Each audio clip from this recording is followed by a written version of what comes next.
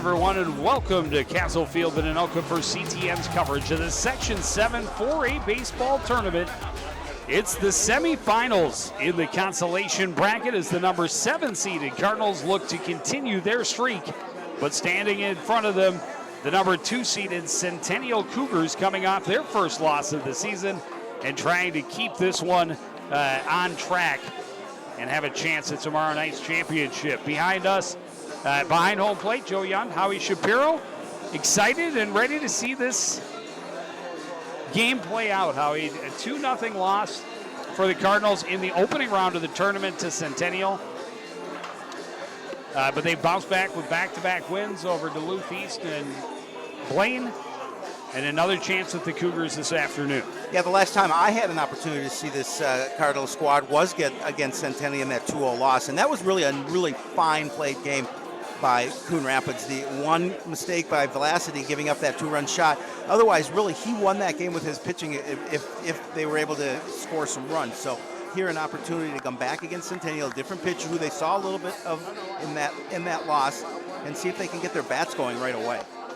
Well, and that is the big problem. They had 4 hits in that game against Centennial. The first time, 2 from Ian Wynn, 2 from Sam Halverson, and no one else really able to even get on base. Just a couple of walks, a lot of strikeouts. But that's the story on the other side of the ledger as well, because after giving up that home run, Jack Vlacity retired 15 in a row and 17 of the last 18 to finish the ballgame. Yeah, he really did. He really controlled his opportunity from the mound that game. And as you mentioned, Cardinals just couldn't get anything going offensively, and that's what they're going to need to do here right away. I think they're going to have to try and make a mark here early against Centennial. Ian Wynn digs in and leads off. Granzow throws one over for a strike, gets himself ahead in the count 0-1. Ian steps to the plate, hitting .333 on the season. Really the Cardinals' most consistent player, both at the plate and in the field. And now just off the outside edge, evens the count 1-1. Teams very familiar with one another now as this is the 3rd meeting of the year. Jordan Newpower, the 3rd baseman, in on the edge of the grass, knows that Wynn is a threat to drop down a bunt and beat it out at any time. Wisely holds off a pitch in the dirt and gets ahead in the count 2-1.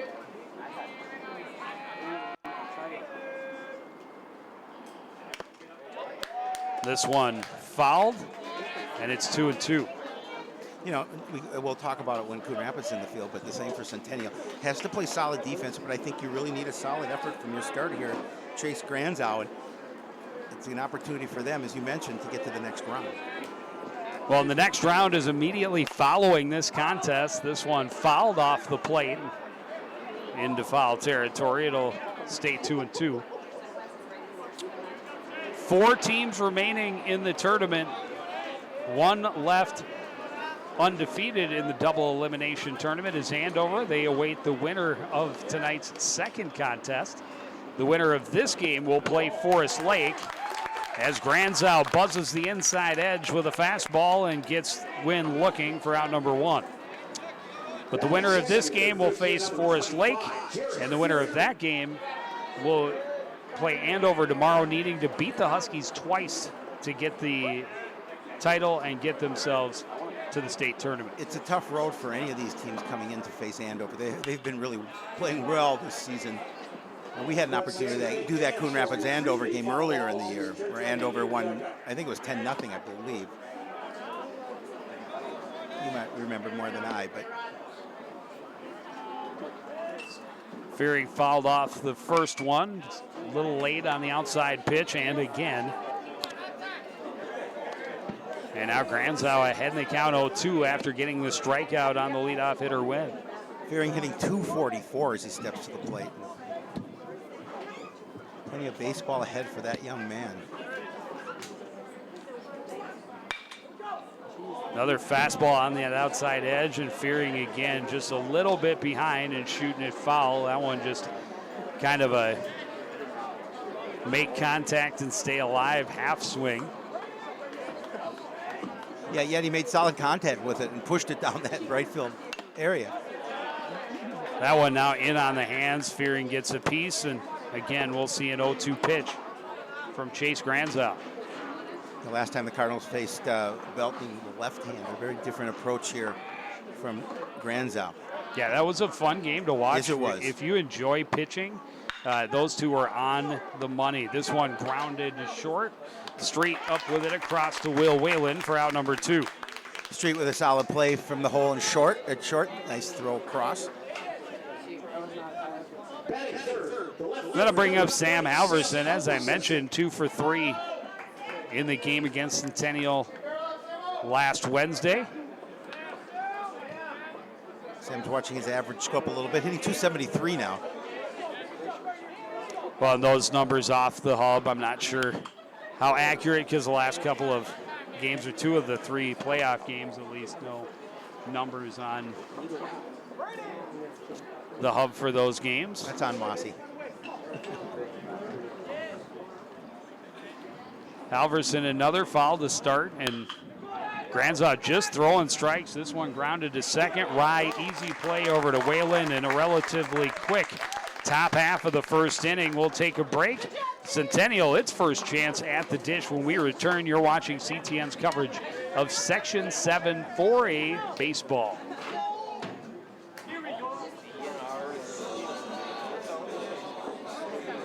Welcome back to Castle Field in Anoka, Section 7 4A baseball tournament.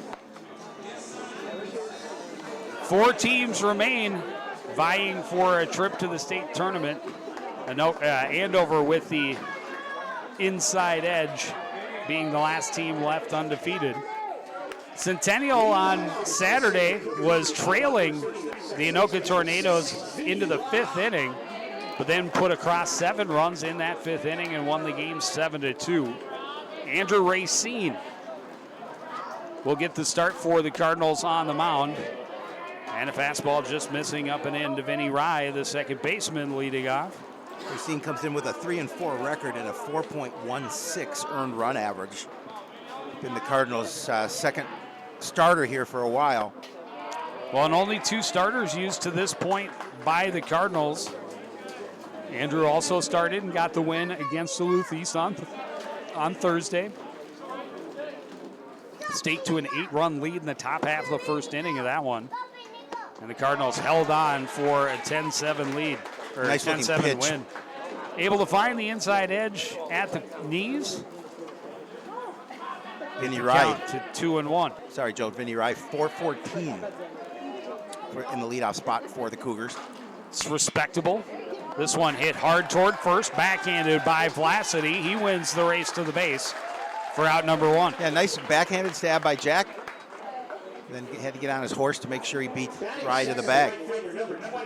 Well, pitch count and pitching depth is hugely important come playoff time.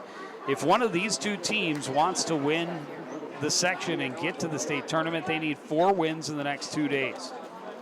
Jake Slipka, playing right field today, did not get into bat against the Cardinals on Wednesday. First pitch swinging, fouled, out of play. Long run for Fearing, but it's over the wall, and it's 0 for 1. Slipka hitting 328 on the season.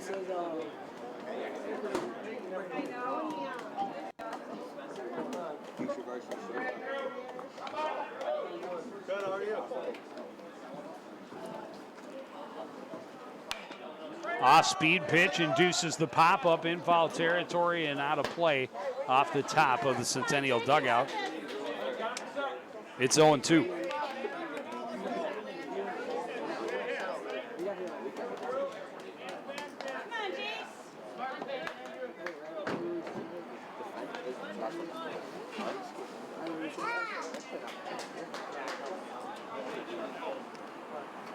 See what Racine does, way ahead in the count here with 1 out, nobody on, bottom of the first inning.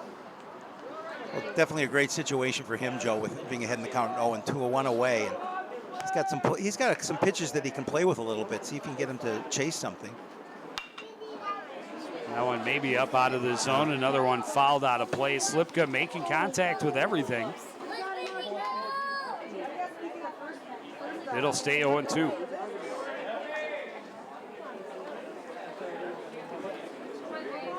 Stands starting to fill up here at Castle Field. And it's a warm one, yes, 95 degrees. This one hit well toward the gap in right center. No one's going to come down with that. Wynn gets to it quickly, and he's firing for second base. Nobody at the bag. Manders able to track down the throw, but Slipka is in with the double. Yeah, it was a solid double right to the gap in right center field. And Slipka, Wynn got over there quickly, but Slipka able to get in there. As you mentioned, nobody at the bag, so maybe a little easier play for him to get to second. But nice way for him to start this ball game. And Xander Street started the first match between these guys with a 2-run home run. Turned out to be the only score of the ball game. Racine throws well wide and down low, 1-0. Yeah, he's hitting .338 on the season. Well, he's a good ball player.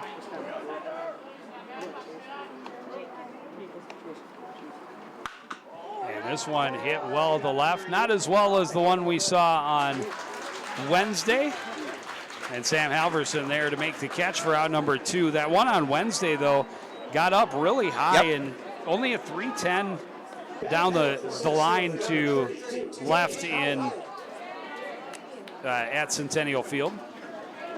And maybe if it was 325, they would have had room to track it down, but he did enough to get it out that day. This time, hangs up relatively easy out for the Cardinal left fielder, and that brings up Danny Howell. Center fielder trying to take advantage of that one-out double by Jake Slipka. Looks at a fastball low, 1-0. And that's a big second out for the Cardinals in the field. They're just concerned about Howell, who's also hitting well this season, 353. One of a number of players hitting 300 or more. And he'd like to have a better outing this time against the Cardinals. Obviously a different pitcher, a completely different experience perhaps, but 0 for 2 with 2 strikeouts against Vlasidy last Wednesday, and he's one of 3 guys in the lineup that were 0 for 2 with 2 strikeouts. Vlasidy with 10 strikeouts in those 6 innings. This one fouled back out of play, 2-1.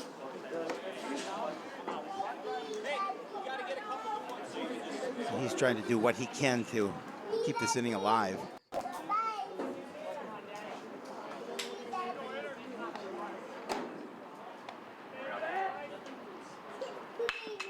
Curveball, high fly to center. Waiting for it is Wynn. He'll make the catch. And the inning is over. A one-out double by Jake Slipka, but the man left stranded. No score after 1. You're watching CTN's coverage of the Section 7 4A baseball tournament.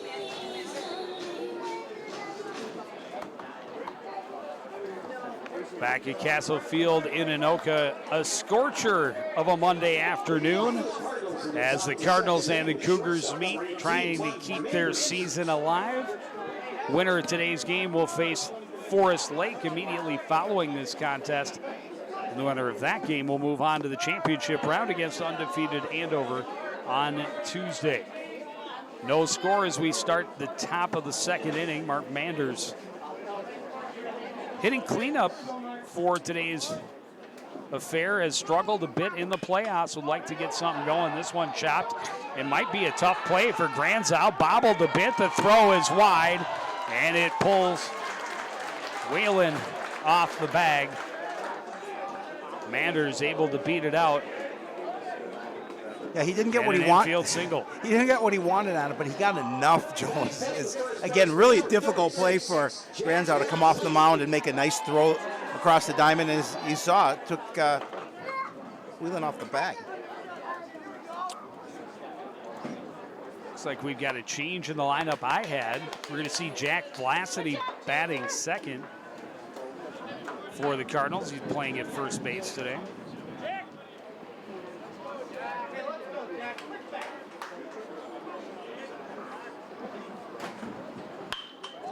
Never mind. No, Vlasidy's batting fifth. Batting fifth, yeah. Never mind. Why don't you stop me before I talk? After all this time, why would I do that? You would know. Why would I Hitting do second that? in the inning, why I'm going to the top of the lineup makes no sense. Either way, Vlasidy stands in 0-2, and a big swinging strike 3 for the first out, and a big out for Granzow after getting off the leadoff single. Yeah, and out to a pretty good hitter as he's able to take him out as bat out of his hand. Now leads up to Manos with one out.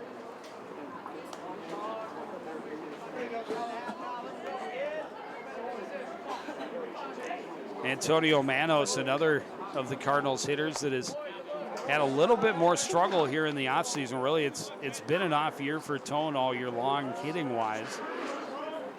But a little bit of a slump throughout the playoffs so far. Well, it's a good time to break out of it right here. Check on Manders. He's back safely at first.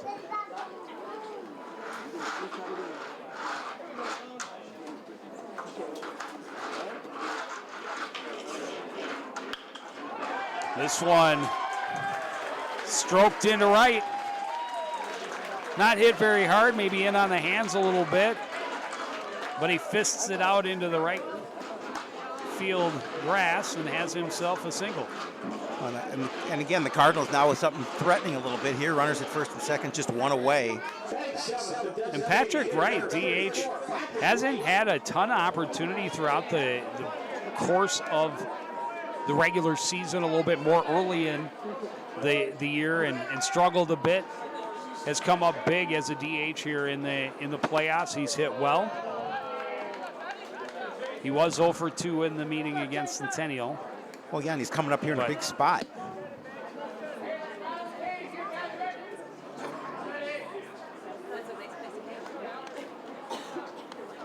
Wright will be one of the Cardinal captains next year. Fastball catches the inside edge, 1-1. Yeah, I like the way he threw that fastball, the way what he had on, caught that inside part of the plate. He doesn't want to give something to a big hitter like Wright out over the outside part where he can get his arms extended. Want to handcuff him if you can. You saw he kind of jammed that hit him. Tone as well. This one comes a little too far inside, and Wright trades a bruise for a base, and he has them all loaded up with one out for Lucas LeBrant.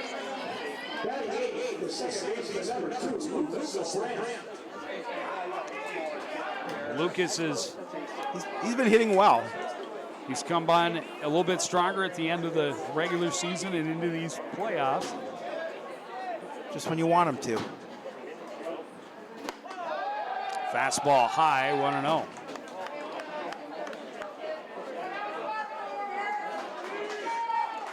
Granzow very efficient in that first inning. Here's having some trouble here in inning number 2. LeBrant laid down 2 beautiful bunts on Saturday. Perfect sacrifice plays, and then he walked and scored. So, not putting a hit on the tally, but productive nonetheless. Essentially a perfect day at the plate. Fastball is in for a strike, 2-1. Yeah, that fastball catching that inside part of the plate. Oh, and it's a good spot for Granzow if he can continue to find that spot against the Cardinals' right-handed hitters. It'll make it tough on him. Corners in, and the pitch in. As LeBrant ducks away and gets ahead in the count, 3-1.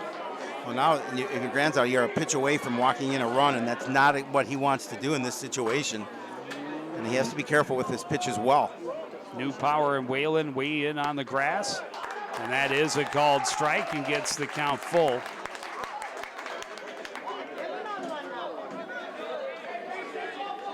And a very big pitch early in this ball game. It is an elimination game here in the second chance bracket of Section 7 4A. This one hit on the right side, past the drawn in Whalen.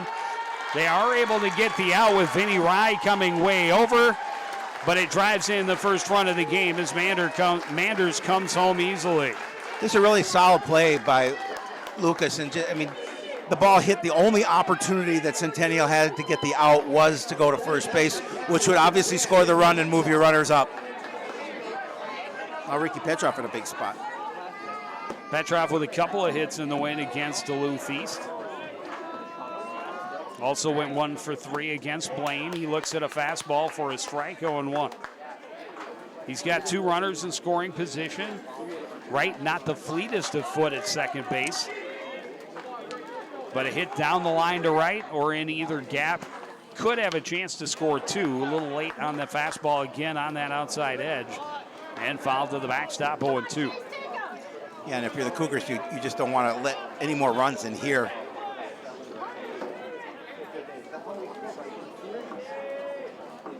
Always easier to play ahead than from behind. Granzau's going to challenge him. Throws a lot of strikes. First inning, 13 pitches, 11 of them for strikes. And we saw him get into this spot against Fearing, firing nothing but fastballs for strikes. That one he definitely put a bend on. Petrov just able to get a piece of it and stay alive. Yeah, all important is just making sure you keep your bat at light, protect the plate. He's well ahead of that curveball, but got it with the end of the bat. Gets another chance. Up high. And not an easy take following that curveball. So look at that fastball just above the letters. Manos the runner at third, Wright at second. That pitch is inside. No, called a strike. And a huge pitch for Granzau, but Coon Rapids scores 1 on 2 hits. They leave 2.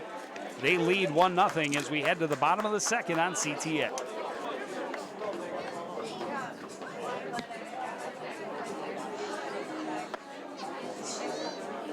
Starting the bottom of the second on a sweltering afternoon in Anoka. Beautiful Castle Field, soaked in sunlight. And Coon Rapids with a 1-0 lead as we start the bottom half of the second. Left fielder Brady Ivory will lead things off for the Cougars. Yeah, the Cardinals had an opportunity to score additional runs, and Granzau getting that strikeout to end the inning. Well, with the 2 early hits, Coon Rapids absolutely had to get something for it. And they were at least able to push one across on the ground out by Lucas LeBrant. Ivory, Whalen, and Granzau, the scheduled hitters here in the second for Centennial. Ivory hitting .255 as he steps to the plate. Quickly ahead in the count, 2-0, and Andrew Racine forced to come with something good to a good hitter. Fastball hit right back up the middle and through for a leadoff single. A nice contact on that pitch, and again, great way for the Cougars to start here in the bottom of the second. Get your leadoff hitter on board.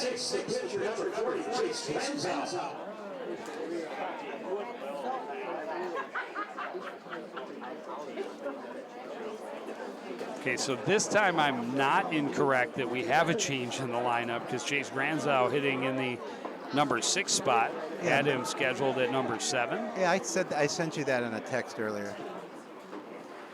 It was a chase that it was a... Oh, look at that over his head. Tough throw. And an error out to right field will allow Brady Ivory to slide in over to second. Ricky trying to be aggressive and throw the runner out at the bag. This threw it too tall. You are correct. You had sent me that these 2 switched spots, and okay. I did not make the change. Well, you were busy writing the show, so you have an excuse. It's another award winner, I tell you. Well, everything you do is an award winner. Granzau looks at that one for a strike, 1-1.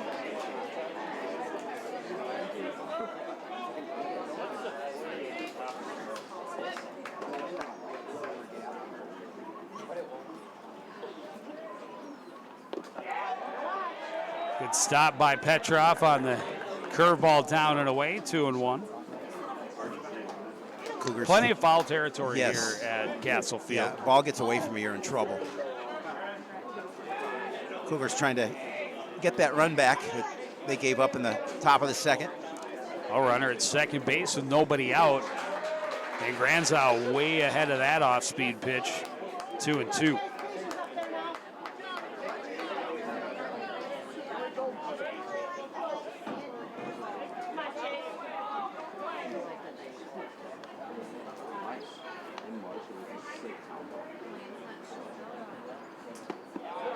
Fastball misses down and away, and a full count to Granzow. Big pitch coming up for Racine here.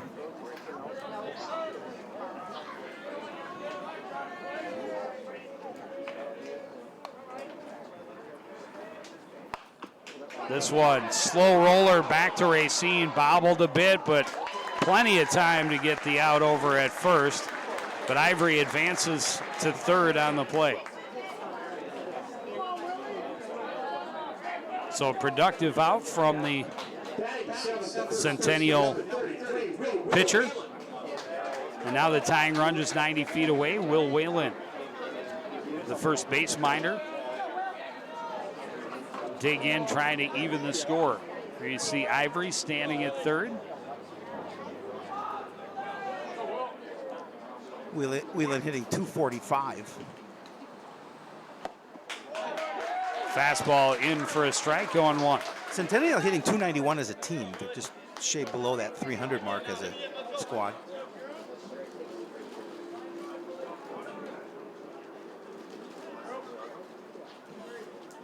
Whelan, another guy that was 0 for 2 with 2 strikeouts against Vlacity, goes chasing a pitch up high and quickly in an 0-2 hole.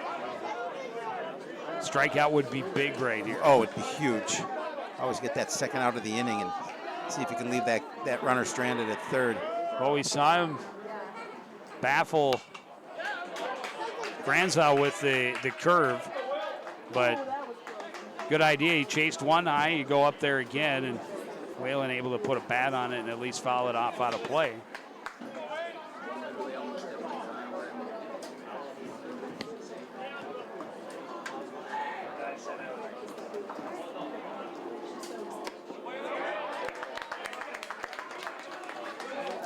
Not even a little tempted to go up after that, as that one got Petrov up out of his squat. 1-2.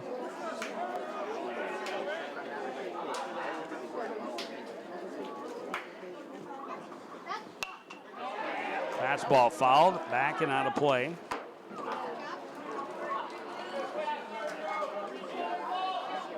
Whalen going to at least make him work for it. Well, this is a situation, too, that the Centennial knows they need to produce a run in this situation. They're just get an opportunity to do so.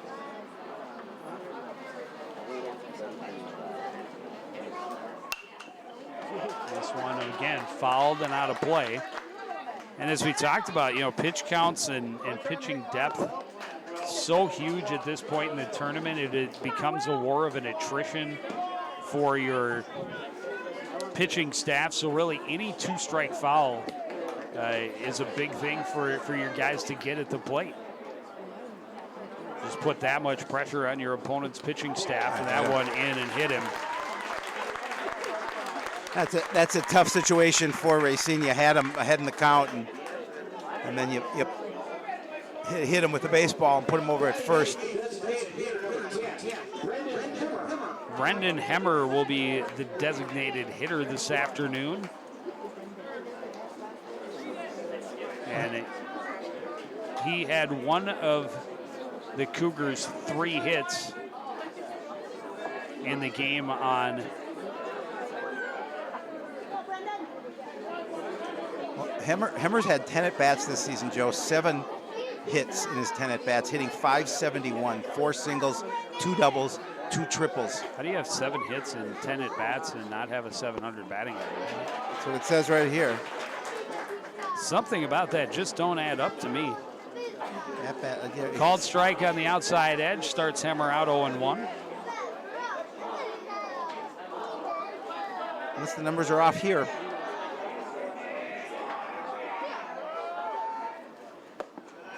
Outside evens the count. Nonetheless, he's hitting .571, and that's impressive. 1 out, runners at the corners. Cougars trailing Coon Rapids by 1. Whalen, a conservative lead at first base. And a pitch misses low, it's 2-1.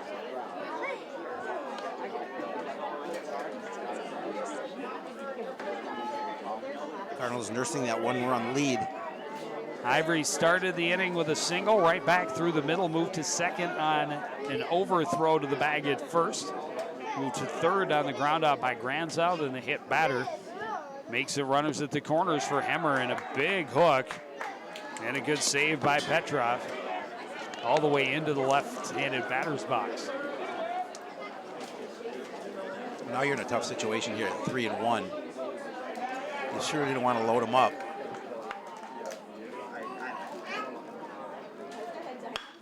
This one hit into right.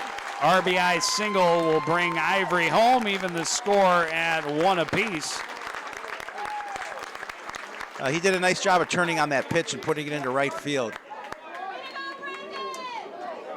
Well, he knew at 3-1 he'd have to get something good to hit. He did, and he took care of it.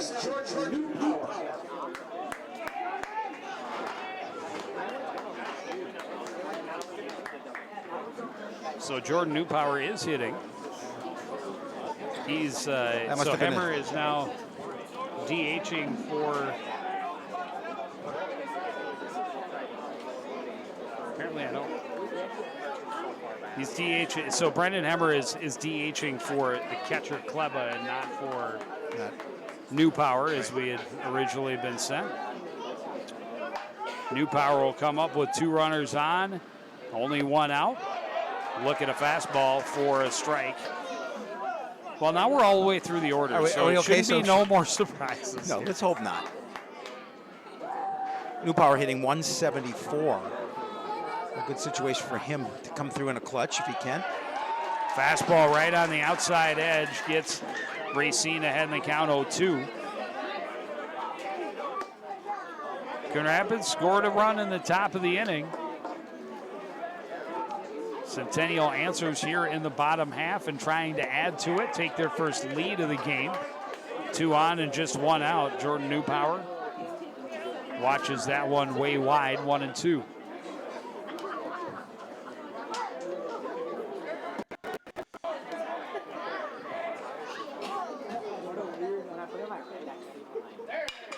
This one hit into left.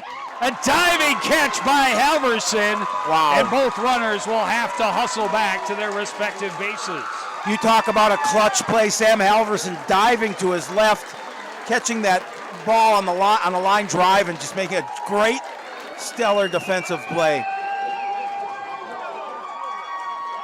The ball was hit hard too, Joe.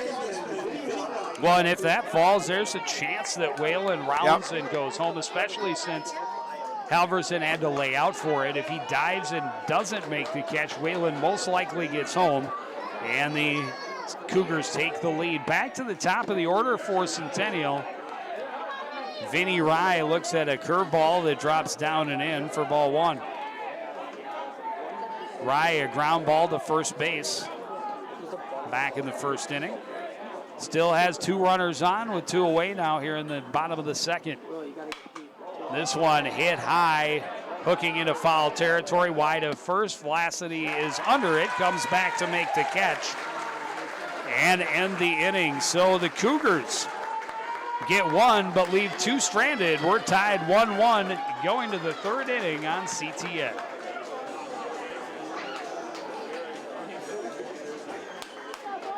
Welcome back to Castle Field in Anoka. CTN's coverage of Section 7 4A baseball. Centennial and Coon Rapids tied at 1 as we start the 3rd. Coon Rapids with the top of their order here in the top of the inning. Ian Wynn fouls it back out of play. Wynn, a strikeout victim the first time through. Granzow with 3 strikeouts first time through the order.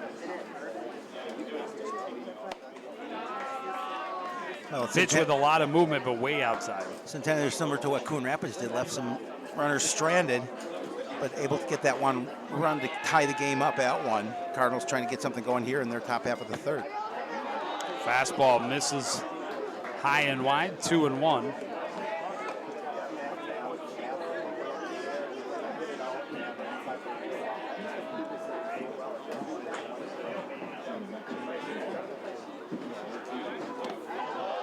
Now down low, 3-1. And you never want to let give the leadoff guy a free base. You definitely don't want to do it when he's got wheels like Ian Wynn. No, Ian Wynn leads this team by a lot in stolen bases. He is very quick and aggressive. And the fastball misses low, and that's exactly what happens. Leadoff walk to Wynn.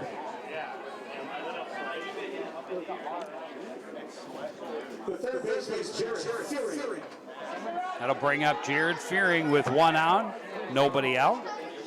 Fearing a ground ball to short in the first inning. And we'll see how aggressive, how early the Cardinals want to be in what is likely to be a very low-scoring game. Good fastball there, just had a little bit of a break back on that outside edge. Looks like maybe a two-seam fastball from Granzow. That one thrown over the head of Whalen at first, and Wynn will coast into second.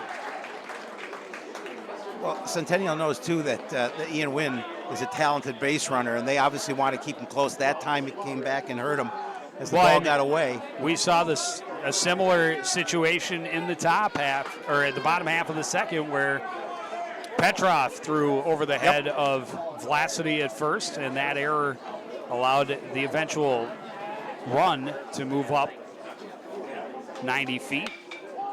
Fearing a high fly to center field. Waiting on it is Howell. He will make the catch. Wynn will bluff and stay aboard at second base. A relatively easy out for Howell and the Cougars. Well, that ball was hit shallow enough that there was no opportunity for Ian Wynn to advance. And Howell knew that.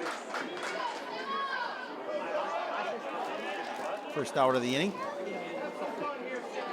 Halverson, a ground out first time up. Now with 1 out and a runner at second base. Looks at a fastball called for a strike.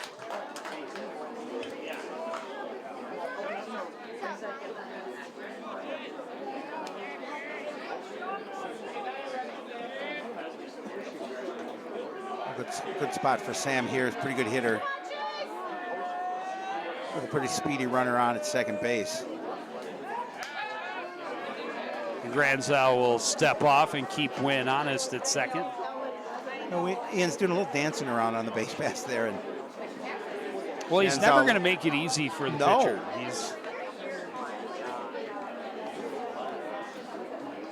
He definitely wants him to know he's there. He's going. That pitch is down and in, and he slides in safely well ahead of the throw. Stolen base. Gets a go-ahead run just 90 feet away. Again, just a great jump, a lot of speed. He just beat the throw to the bag. I'm not sure if that was supposed to be a hit and run, but Halverson did not swing and wisely got the ball low. And he looks at another one there, and now ahead and they count 2-1.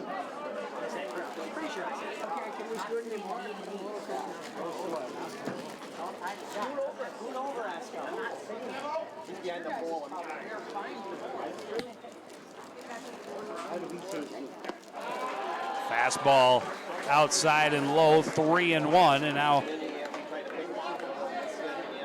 Granzow feeling some pressure here in the top of the third inning. Runner at third base, just 1 out in a tie game. Winner will play Forest Lake for a chance to move on to the championship round. The loser is done. This one hit right back to Granzow, and that's exactly what he and the Cougars needed. No chance for Wynn to come home, and no chance for Halverson to reach base. Yeah, that was huge. Big second out. Yeah, huge second out. And Granzow did a really nice job of making sure he looked Wynn back.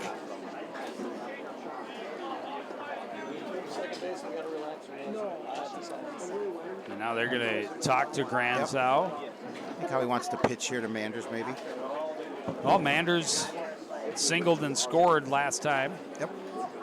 As the one run for the Cardinals. And well, both teams know how important this is. Obviously, the loser goes home, and their season is over. well, and in this situation, I mean, Manders really has been struggling last handful of games, but you do have a base open, and he did get flaccid. He was on deck on 3 pitches. I think he's going to, we'll see, but I think he's going to pitch to him. I would assume so. But I get the thought. That's a good thought, too, because then you get a force at second as well. Manders will foul this one out of play.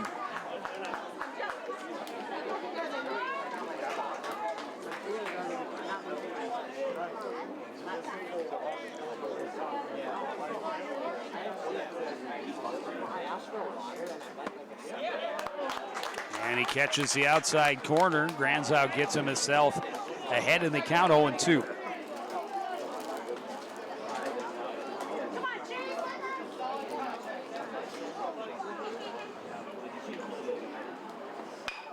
This one grounded to the left side, backing up on it is New Power. Long throw is there in time. Manders sliding but can't beat out the throw, and the Cardinals leave a go-ahead run at third base. 1-1 as we reach the middle of the third on CTN. Back at Castle Field in Anoka, Section 7 4A tournament. Number 2 seed Centennial, number 7 seed Coon Rapids. Tied at 1 as we start the bottom of the third inning. Jake Slipka looks at a pitch outside. Slipka is double back in the first inning. Well, Cardinals again had an opportunity last inning. They had a runner at third. Unfortunately, could not get him home. Slipka kind of golfed at that one that was headed down and in. Fouled out of play. It's 1-1. In some poor individual's car. But not yours. Not mine. No, I parked 5 blocks away. I took a shuttle to get here. 1-1 pitch. Stroked into left center. For a leadoff hit, Slipka will turn and dig for 2. He'll slide in safely. He's 2 for 2 with a pair of doubles this afternoon. This one in the leadoff spot puts the pressure right back on Racine and the Cardinals. Yeah, again, driving that ball. I believe the first one, Joe, was right center, wasn't it? The second one, left center. Doing a nice job of spreading the ball out. Cougars are threatening here in the bottom of the third to try and take the lead. Xander Street, a fly out to left field. Looks at a pitch for a strike, 0-1.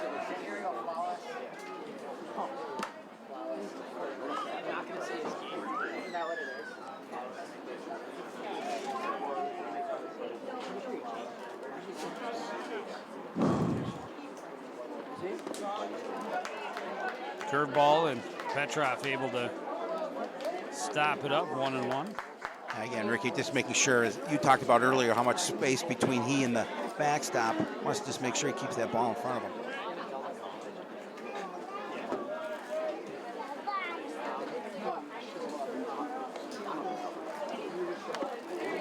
Curveball turned Street around a bit. He got a little bit of a piece of it, 1-2. Good situation for Racine here, heading the count. Runner at second.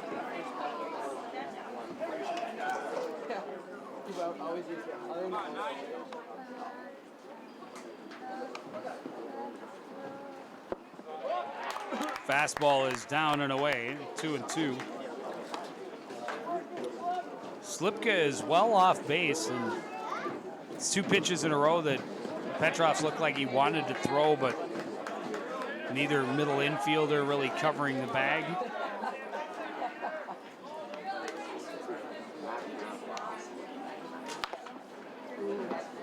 In on the hands, and Street fouls it toward the dugout. It'll stay 2-2.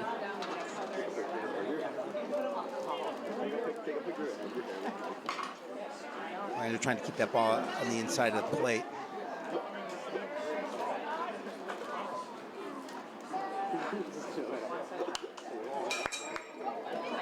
Another 2-strike foul. It rung rang the some bell. sort of bell as it went by and out of play.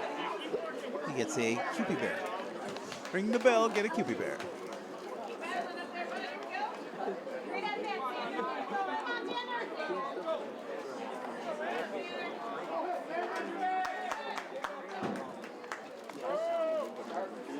Try again at 2-2. Nobody out and a runner at second base. Street drives it towards left center. Wynn closes the distance, makes the catch for the first out. Yeah, that's what happens when you have a speedster like that in center field. Made that look relatively easy as he's able to get there in a hurry.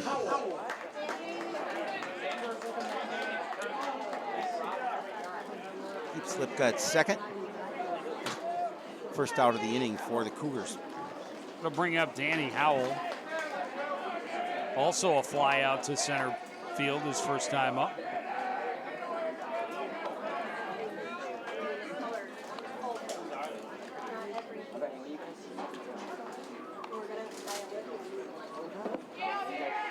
Pitch way outside. And Ricky doing a nice job of just sliding to his right and staying in front of the ball.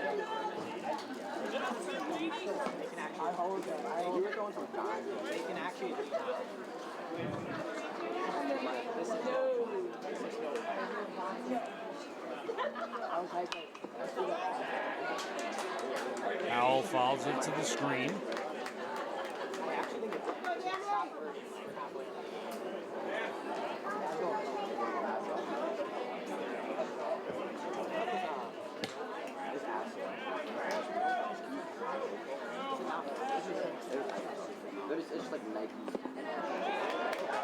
That one dives in the dirt. That throw is stopped by Fearing, but no chance to get him on the throw. It bounced a little bit further away from Petrov, and good base running by Slipka gets that go-ahead run to third base with only one out. Yeah, he didn't hesitate to take off in that situation. And the fact that the ball did get further away from Ricky allowed him to get to the base.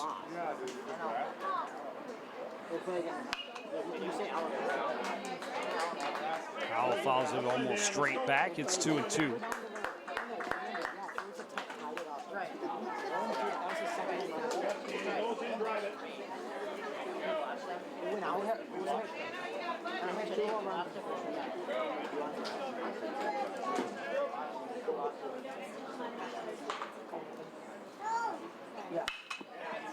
This one skied foul and will get out of play. But it's another two-strike foul as the Cougars continue to battle. And again, with one away, they're just trying to manufacture that run.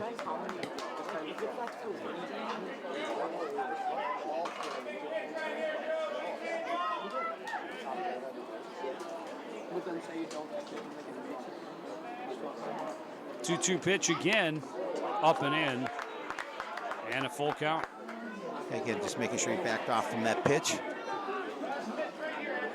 Just the second time that a Cougar batter has gotten to a 3-ball count against Racine so far this afternoon. One out here in the bottom of the third. They have a runner at third with one out. And this one skied in foul territory. Vlacity over for a look, but it's again out of play.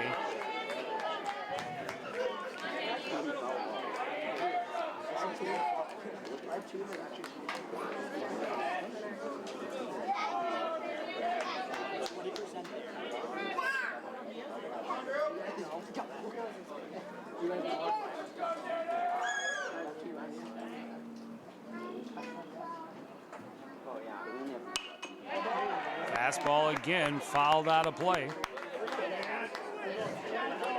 Petrov will trot out for a chat with Racine.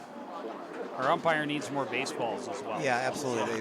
There've been a lot of foul balls here this afternoon. And well, ones that hit away. 5 two-strike fouls in the last two batters. 8 two-strike fouls in the game so far for Centennial. And again, you go back to putting pressure on the opponent's pitching staff by making them throw extra pitches.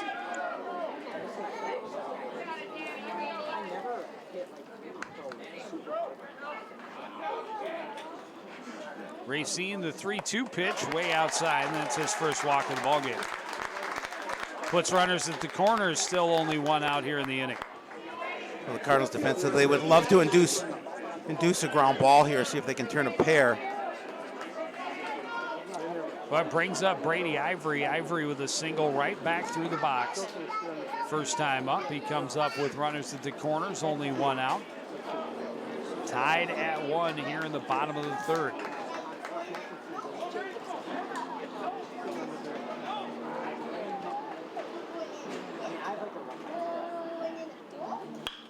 This one grounded to first. Tagging is Vlacity, and then his throw toward the plate hit the runner Howell. And Howell hobbled a bit. That one got him right in the arm. So it will be a ground out RBI for Ivory, but for Centennial, they want to take a look at that. And it does put Centennial in the lead 2-1. And a good throw. He might have had an opportunity to get the run coming home. Yeah, nobody felt in safely. Outside of Howell, nobody felt worse than Vlacity on that play. He realized, I mean, that's obviously the last thing he wanted to do. And you saw him clapping when everybody else did as he was walking off the field saying he's okay. But it does score a run. Gives Centennial its first lead of the ball game at 2-1 here in the bottom of the third. 2 outs now. And Howell, the runner at second base. Chase Granzow grounded out back to the mound.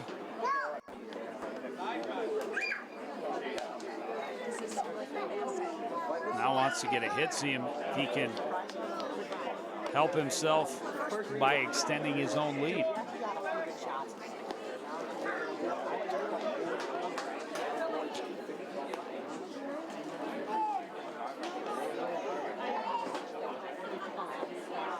Fastball low, it's 2-0. Of course, the Cardinals would just want to get out of this inning with just over 1 run damage. And Centennial with a runner in scoring positions, they want to see if they can increase this lead with 2 away.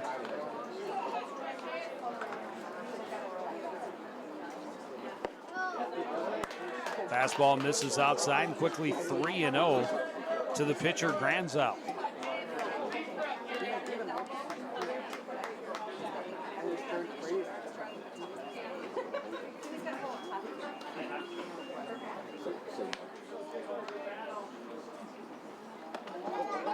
That pitch was down low, skipped away from Petrov all the way over to the backstop.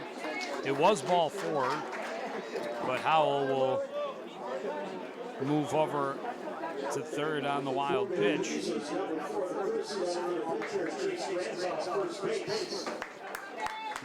Logan Leeser will come in as the courtesy runner at first. And Will Whelan will have an opportunity with runners at the corners now and 2 away.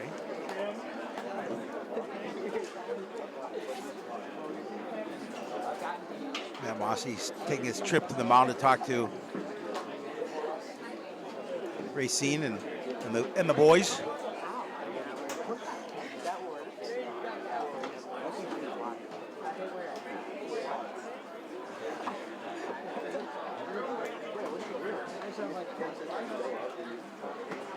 Just want to get out of this inning down by 1. Will Whelan will be at the plate. He was hit by a pitch in the second inning, now with runners at the corners and 2 away. Centennial takes its first lead here in the bottom of the third inning on an RBI ground out by Brady Ivory, but trying to add to it with runners at the corners, 2 away. And Will Whelan, first pitch swinging and fouls it out of play.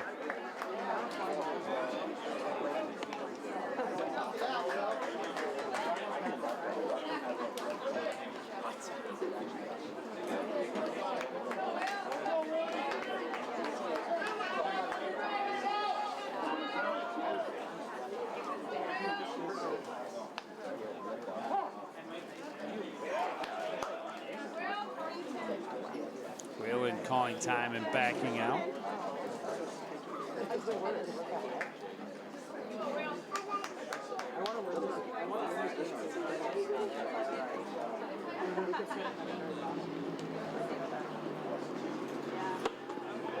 Now high and away, 1-1. Yeah, again, with 2 away, just I know Andrew just wants to be concerned with that hitter at the plate. But the last thing he wants to do is make a mistake in this situation.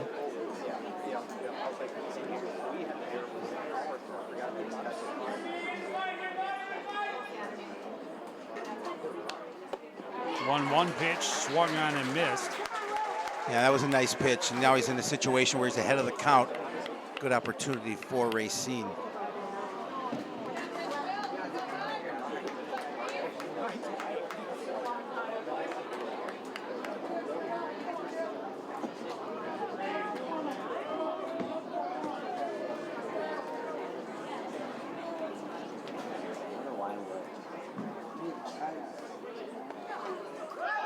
Leeser going at first.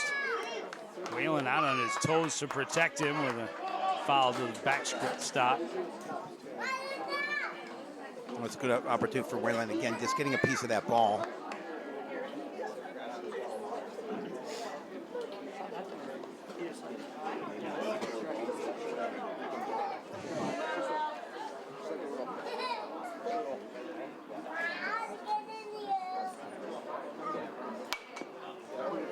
Curveball was pretty high, but Whalen will foul it away just to make sure. And again, Whalen up there battling. He had the same situation, fouled off 3 2-strike pitches before being hit. Able to make contact and at least make it difficult. Another 1-2 pitch. A swing and a miss at the high heats, and the Cardinals get out of it, leave a couple stranded, but Centennial takes the lead. It's 2-1 Centennial after 3 innings. You're watching Section 7 4A baseball on CTN.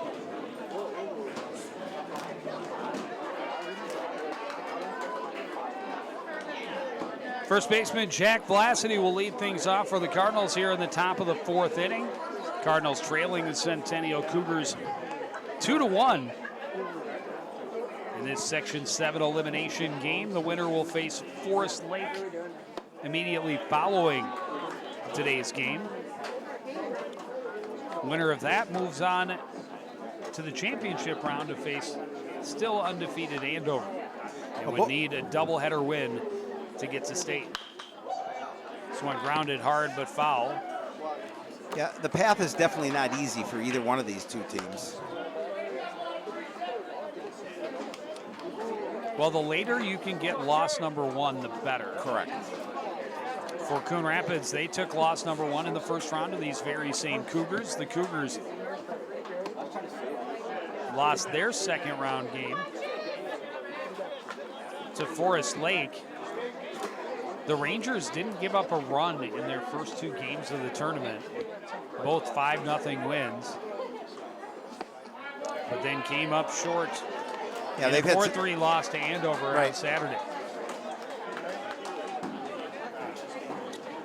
And the bigger benefit to being the last undefeated is Andover has been idle since Saturday, so they will be well rested on Tuesday afternoon. Vlacity fouls off the 3-1 offering from Granzow.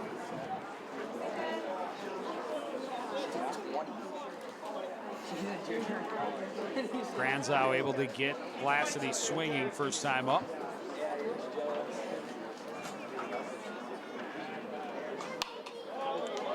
This one fouled back and out of play. Jack keeping his at-bat alive here in this situation.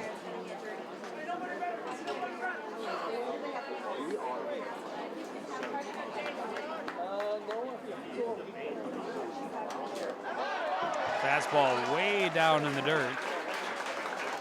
And Vlacity at first leading off. Now just the way the Cardinals want to start, get that leadoff runner on, put pressure on Centennial.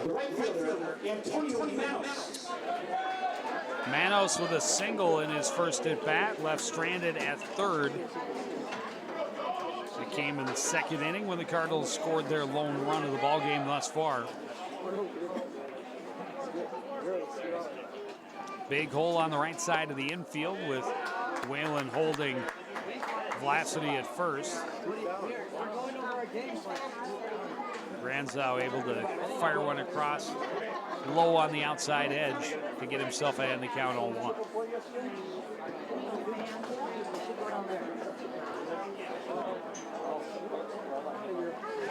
Third baseman Jordan Newpower about 2 steps into the grass.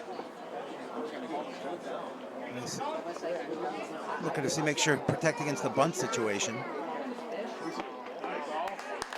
Fastball finds that edge again and way ahead 0-2. That would be a huge way for Granzow to bounce back after the leadoff walk.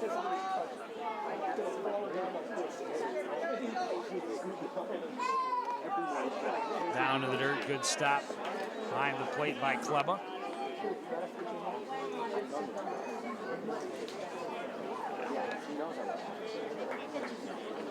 The Cardinals out hit Centennial in that 2-0 loss. I think it was 4-3 if I remember correct. I know Sounds right. Yeah. Yes, you are correct.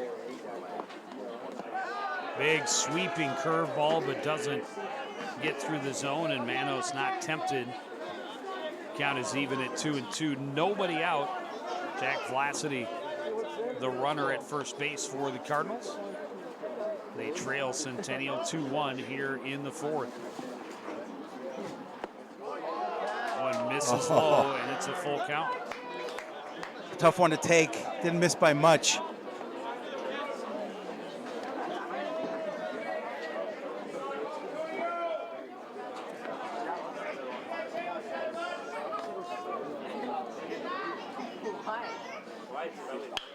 This one hit towards first. Whalen will go to straight for one. The relay does not come. So fielder's choice, and Manos will replace Vlasidy at first.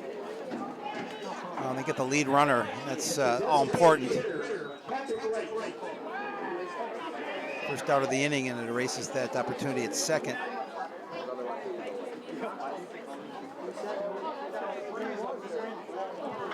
Bring up designated hitter Patrick Wright. Wright hit by a pitch in his first plate appearance. Now with 1 out and 1 on, his team trailing by a run. Top of the fourth inning. Granzow fires that fastball for a strike. He likes that spot, low and away to the right-handed hitters. He wants to try and get him to see if he can extend their arms, not take away whatever power opportunity they have. Manos is going, pitch is up high, throw is in a good spot, but takes a funny bounce. Manos pops up and will advance over to third base. He'll have a steal for second and advance to third on an error. And just like that, the tying run is 90 feet away. Yeah, with just 1 away, and it's a great situation now for the Cardinals here to, at the very least, tie it back up.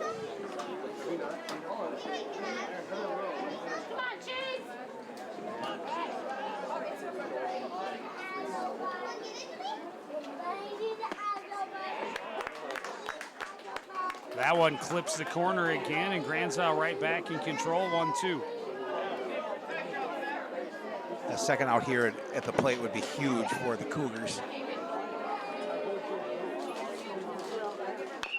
This one, high hop, Newpower jumps and gets it. Long throw is off target. Wright will stay at second, but the run will score, and we're tied again. Well, great job by the Cardinals after that throwing error to take advantage of a good opportunity, and they tie it up here in the top of the fourth.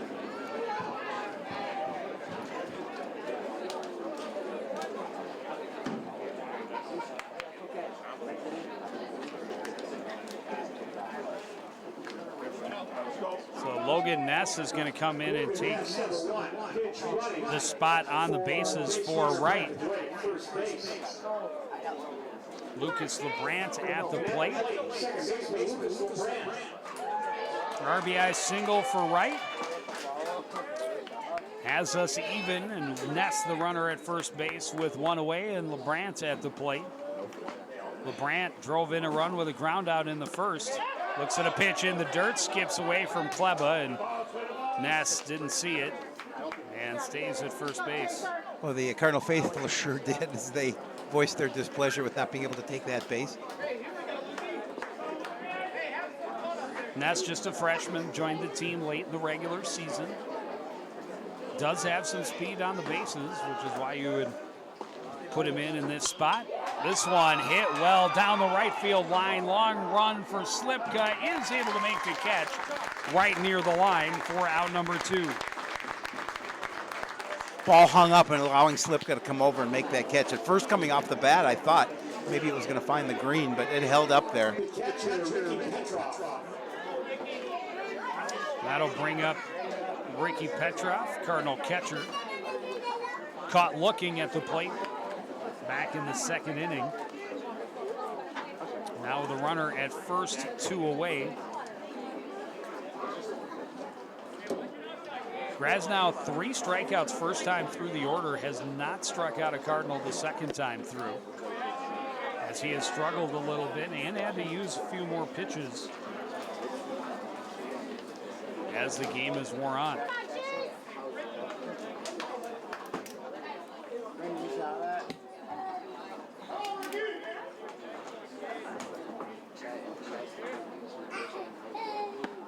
Way outside, 2-0.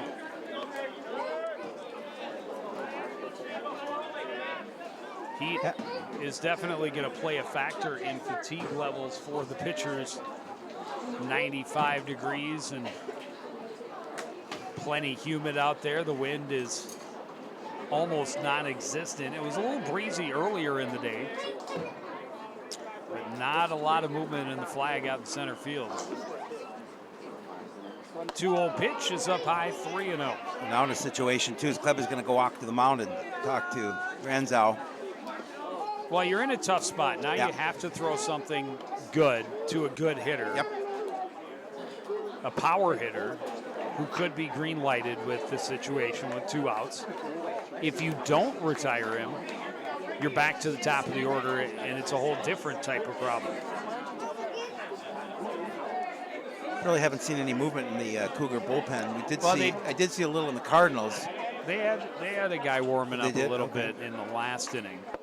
This one is down and in, ball 4, a 4-pitch walk. Will get the Cardinals back to the top of the order. And it'll be 2 out and 2 on for Ian Wynn. Dominic Espinoza will be the courtesy runner for Petrov at first.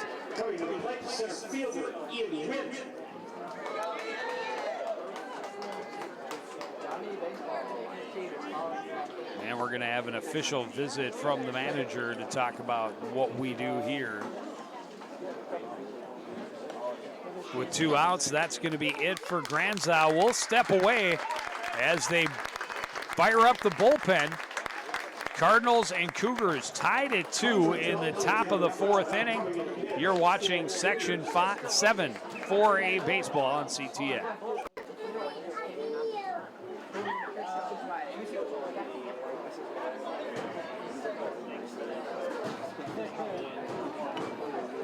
Back at Castle Field in Anoka, we resume play in the top of the 4th inning.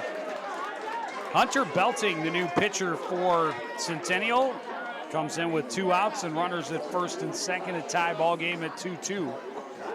He faces the top of the order and throws a big sweeping curveball that freezes Ian Wynn for strike 1.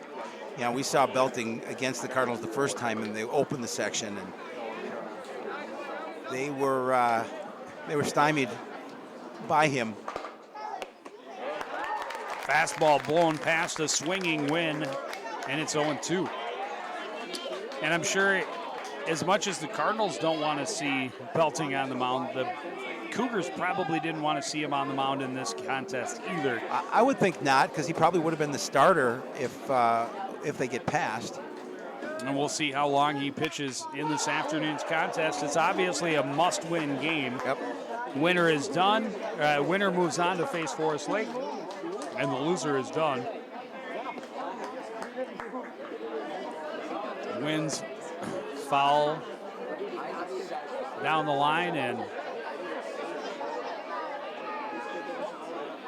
got a good piece of it. If he straightens that out a little bit down the line, with the speed on base, you could potentially see 2 runs score.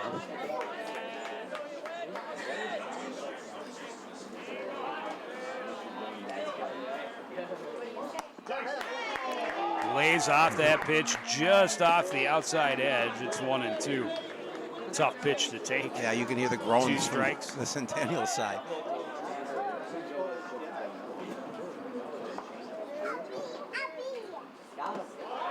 Goes back to the curveball and Wynn not biting. Good stop by Kleba. It's 2-2. It's a 2-2 ball game. The count is 2-2. There are 2 out and 2 on. A whole lot of 2s. And a big pitch from number 1-2, Hunter Belting. To number 2-9. To number 2-9, Ian Wynn. And Wynn fights off another one out of play. We'll try again.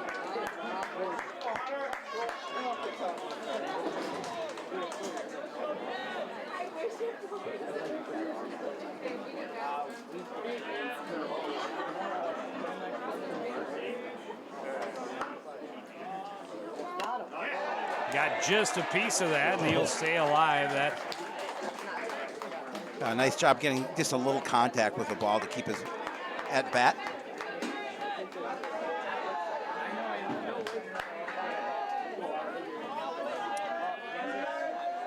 Yeah, too close to take. We'll try again at 2-2. And that's outside, a full count, and now both runners will be able to leave early.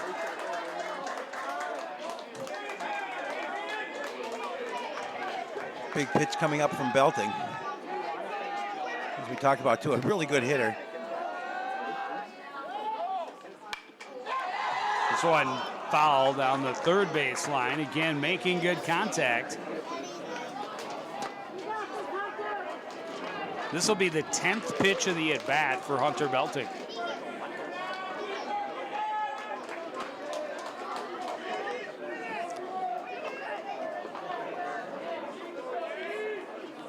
Which player able to step up to the pressure of a long battle in a tough spot in this game? It's the curveball that stays way high, and Wynn will trot down to first to load the bases with a walk. That was an excellent at-bat by Ian Wynn. He just did what he needed to do to stay alive and then earn that walk. A lot of pressure here for the Cardinals. That'll bring up the freshman Jared Fearing. 0 for 2 today, but a big spot here in the fourth. Tie ball game, 2 out, bases loaded. Belting comes with a fastball in on the hands. He's able to turn on it and file it out of play. Cougars feel a little bit of that pressure, but they feel comfortable that they have their best pitcher on the mound right now.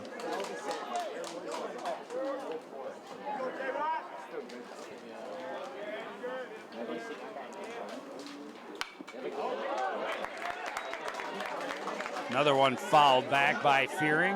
Belting quickly ahead in the count, 0-2. Fearing was 0 for 2 with a walk and 2 strikeouts against Belting in the opening game of the tournament. 0-2 pitch, swung on and missed. And the Cardinals leave the bases loaded, but they get one across and even the score. It's 2-2 midway through the fourth. You're watching Section 7 4A baseball on CTN.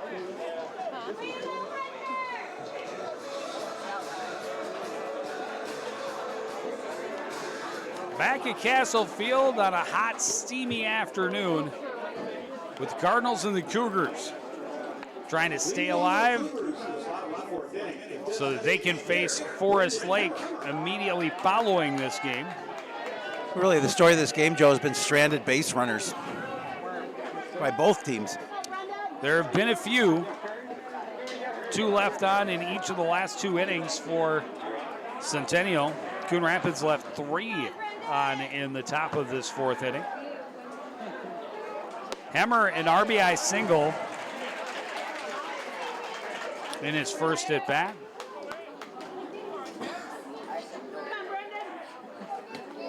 Racine comes at him right away, gets ahead in the count, 0-1.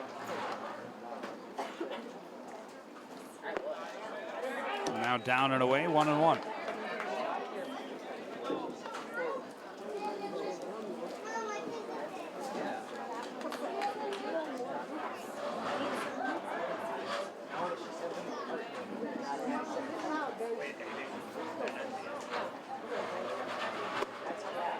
Fastball up high, 2-1. A lot of pitches the last couple of innings for Racine. Well, I was just going to say, yeah, he would like a quick inning in this situation. Get his guys back to the plate. 76th pitch already this afternoon, and gets Hemmer to take a big cut of it. He got a piece and fouled it off the umpire. 2-2.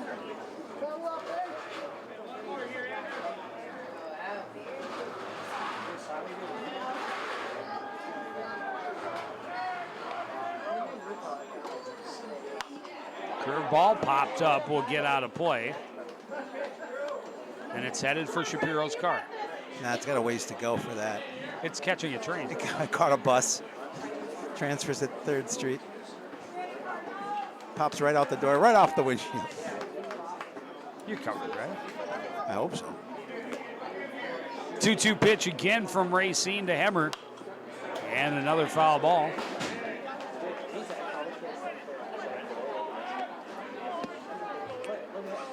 And we've seen this all up and down the Centennial lineup.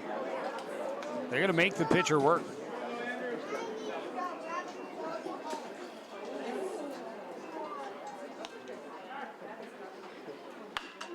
This one hit well to left, high and hooking foul. It will almost be caught in the corner by Sam Halverson. Great effort from the Cardinal left fielder. Yes, but it's nothing more than a long 2-out or 2-strike foul. Sam did a really nice job of getting that baseball, just couldn't bring it in. But he ran a long way to try and make the play.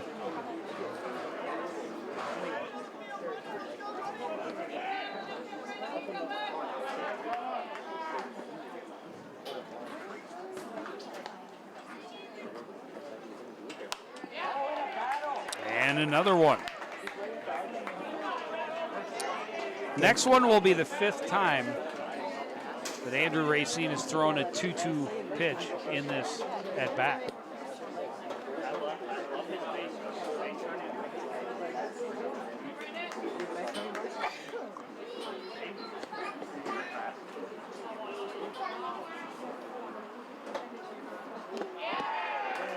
Fastball misses low. And a full count. And again, a good job of working the pitch count. It's the 10th pitch of the at-bat for Brendan Hemmer. Racine misses down and away, ball 4, and a leadoff walk. Yeah, tough way for the Cardinals to start this inning. As you throw 11 pitches to the first batter and put him on.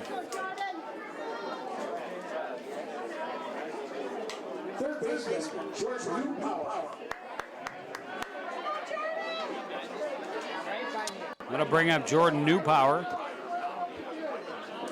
Hit it solidly to left field. A great play by Sam Halverson. Able to track it down. That pitch is low. The runner is going. The throw is not in time. A stolen base for Hemmer. Gets the go-ahead run into scoring position with nobody out. Hemmer got a really nice jump off the pitch and made it close, but able to steal that bag and put himself in scoring position for his Cougars.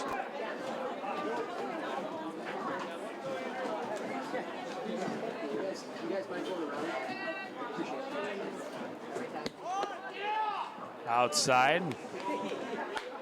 Petrov takes a long look, thought about throwing down, but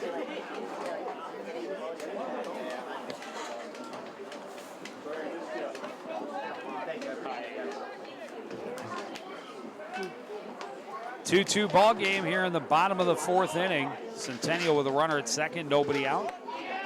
2-0 pitch is low.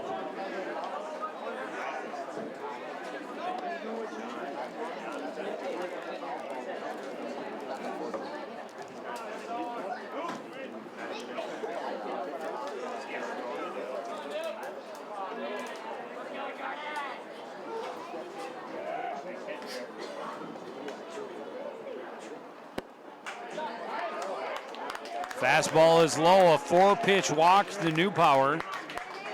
Back-to-back walks for the Cougars to start the inning and back to the top of their order.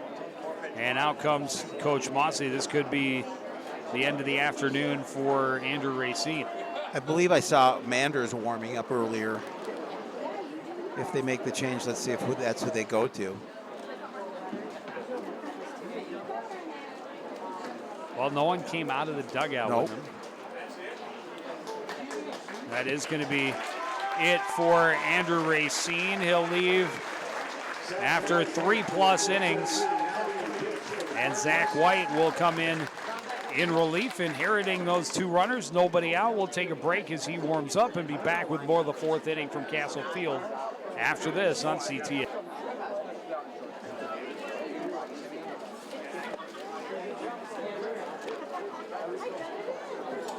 Back at Castle Field, Section 7 4A double chance bracket. Second chance bracket in the double elimination tournament. Just making up words as you go. As I go. 2 on, nobody out here in the bottom of the 4th inning. Patrick Wright on in relief for the Cardinals will face the top of the order. Hammer the runner at second, Newpower at first. Vinny Rye, ground out and a pop out, both to first base. Looks at a pitch down and away, 1-0. Did flash the bunt, and the Cardinals looking for it. Well, again, in this stage in the ball game, you want to manufacture runs.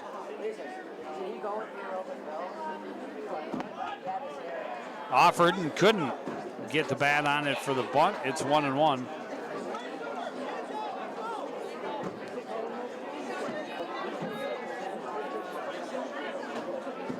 Rye showing bunt right away. We'll pull it back as the pitch is low. It's 2-1.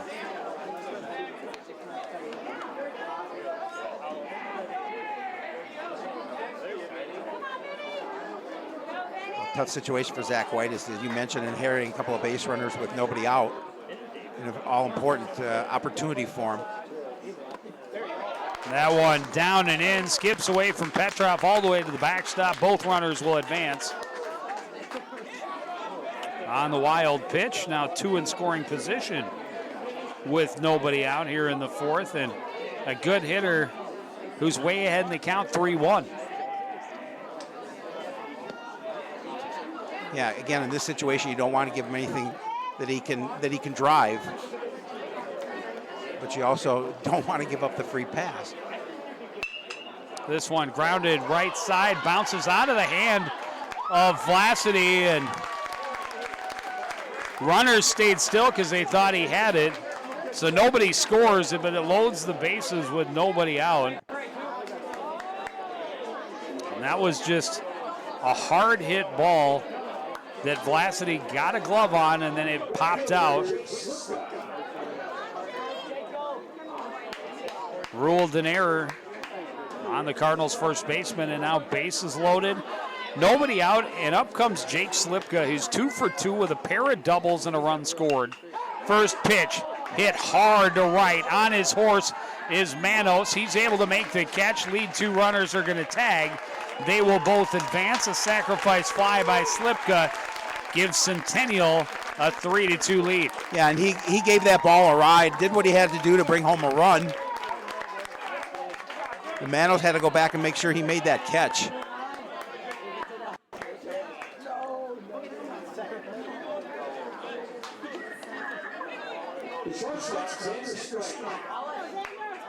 And that'll bring up Xander Street. We talked about it. Hit a 2-run home run last week when these two teams met. It was the only runs of the ball game. Now with runners at the corners, one away. He's hit fly balls to center and left field in his first two at-bats.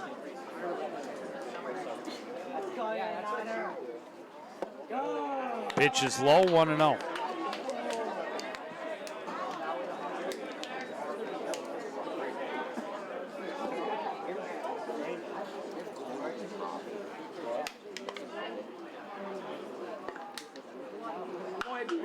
This one hammered to left over the head of Halverson. Rye was off with the crack of the bat. They're going to send him home. He's going to score all the way from first. Third double of the ball game for the Cougars. This one by Street drives in a pair and pushes them to a 5-2 lead. Yeah, that was an excellent piece of hitting by Street as he's able to drill that ball over the head of Sam Halverson and left. And again, the Cougars, we've talked about it, they're a pretty good hitting ball club, and the Cardinals have kept them down till now, but all of a sudden, they get a little something going, and they have already 3 runs here in the bottom of the 4th. And Danny Howell will come up with a runner in scoring position, and still only 1 out. Howell with a fly out and a walk, his 2 trips.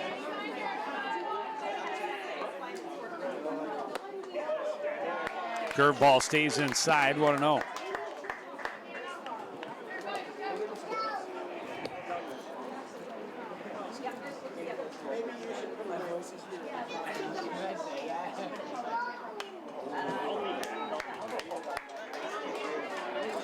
Hall got just a piece of that one off the end of the bat, 1-1.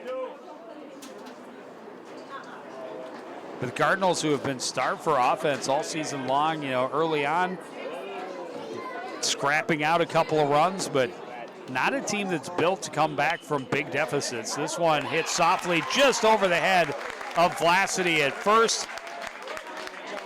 Street will move over to third. Well, Joe, if they want to get back into this game, their bats better get going here. Well, they starting need to in get the top out of the 5th. Well, they have to get out of the inning, quite obviously. The Cougars are making a lot of contact off of Zach White, the relief pitcher. He's faced 4 men. 1 reached on an error, 1 a sacrifice fly, a double, and now a single. So everybody putting the bat on the ball is able to find the contact or find the strike zone there and get himself ahead in the count to Brady Ivory 0-1.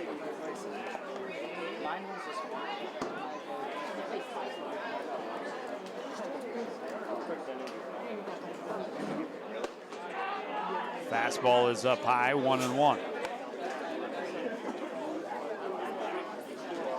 Cardinals could use a ground ball double play. They certainly could. They need to get out of this inning quickly.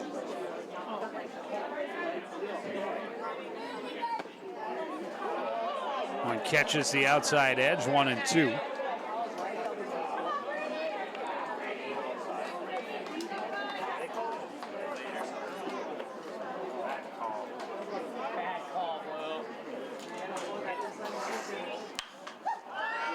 One popped up, will stay in the infield. Under it is Fearing, and he dropped it. Howell will try and advance to second. He will not get there, and he will be out, and Cardinals will get a second out of it at least. Well, that's a fortunate situation for the Cardinals. Avoids it being an error. Yep.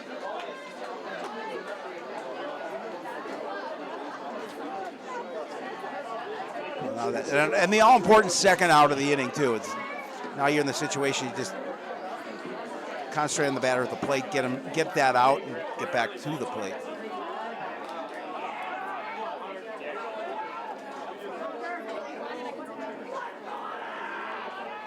Hunter Belting stands in for his first at-bat.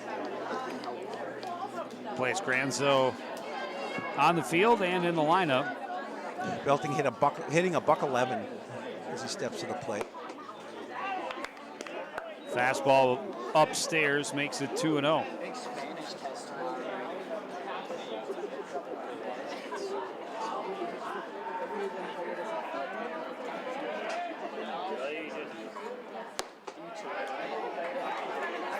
finds that outside edge, 2-1.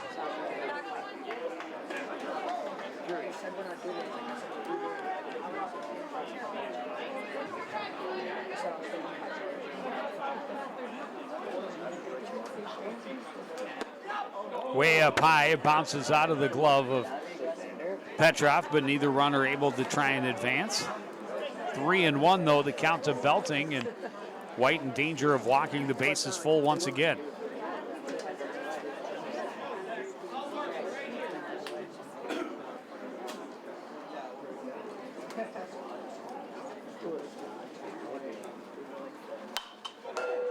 Slash foul off the post and right back to Jared Fearing at third base.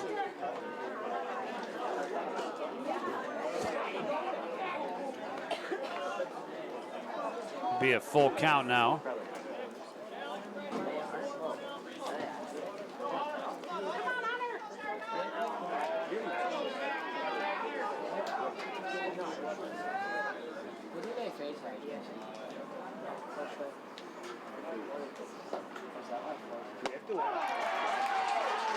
Big swinging strikeout, and Cardinals needed that, avoid any more damage, but 3 runs in the inning on 2 hits. There were 2 left. It's Centennial 5, Coon Rapids 2 after 4 innings. You're watching Section 7 4A baseball on CTN. Back at Castle Field in Anoka, just about ready to get the 5th inning underway. This Section 7 4A contest between the Cougars and the Cardinals. A 3-run 4th inning for Centennial. Great answer after Coon Rapids had come back to tie in the top of that inning. And now they have a 5-2 lead. Hunter Belting, who came on in relief, will stay on and face Halverson, Manders, and Vlacity here in the inning. That pitch didn't even make it to the plate. Easy take for Halverson, 1-0. Belting is their ace. And we'll see how much longer he's going to go, if they're assuming that maybe he's going to get a little more time if they get the win here. But we talked about keeping the Cardinals at bay in that first outing. Another pitch in the dirt. He's quickly behind in the count, 2-0. Well, I know we talked about it between innings. I think I would have, depending on their bullpen situation, right, just taking Belting right back off the mound now that you have that 3-run lead. Halverson grounds it to third. Street's throw is in time for out number 1. Yeah, but if he can get a quick inning and move himself to the bottom of the 5th, I could see them leaving him in 1 more inning. It just depends on how many pitches he's going to throw. Well, he threw only 13 in that to get that last out in the 4th. He may be on a pitch count if he's counted on this to play if they get past the Cardinals and pitch against Forest Lake. Well, that's my thinking is that 13, that's not enough? much of a pitch count. No. I would think that you could have him as a starter in the next round. But again, you have to win this game. Well, yeah. And strategy plays a part in it, as we talked about earlier. It's a war of attrition of your pitching staff. So, and then you also have to take into account the heat here this afternoon too. 100%. Yeah. Humidity and 100 degrees. Humidity. Yep.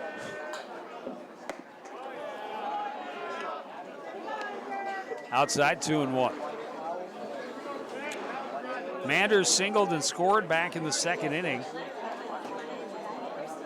Also has a ground out in the contest. Playing a bit of a modified shift. The second baseman almost over behind the bag. Couldn't catch up with the fastball from Belting. It's 2-2. Yeah, it's 94 degrees right now. It feels like 100, Joe, but more importantly, the dew point's at 67, which is getting close to tropical. Misses down and in, a full count.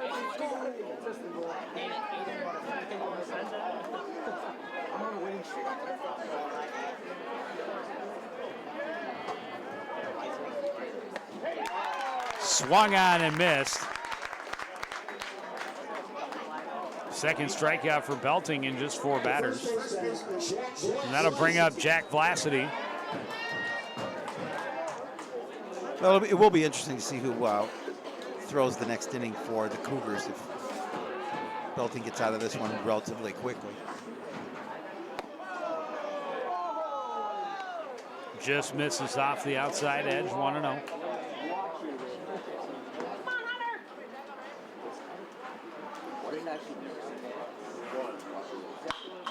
This one hit hard to third, grabbed on a bounce by Newpower. Wow. Great dig at first by Whalen.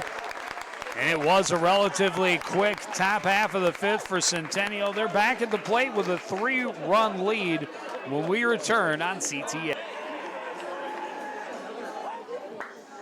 Back at Castle Field in Anoka, an elimination round game in Section 7 4A baseball. The second-seeded Cougars with a 5-2 lead over number 7 seed Coon Rapids.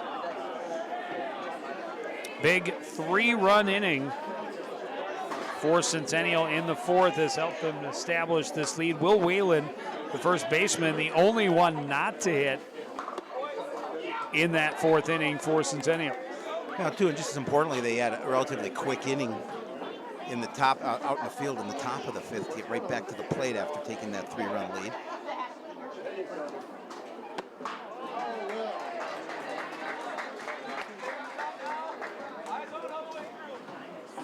And the Cardinals, they'd love to see an efficient inning from White. Get right back to the plate.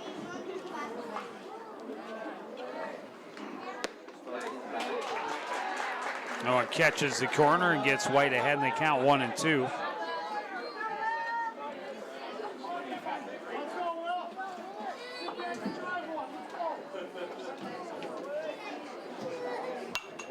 This one fouled back and out of play. A good spot for White to be in here, ahead in the count. A bit of a rough time here, the bottom of the fourth.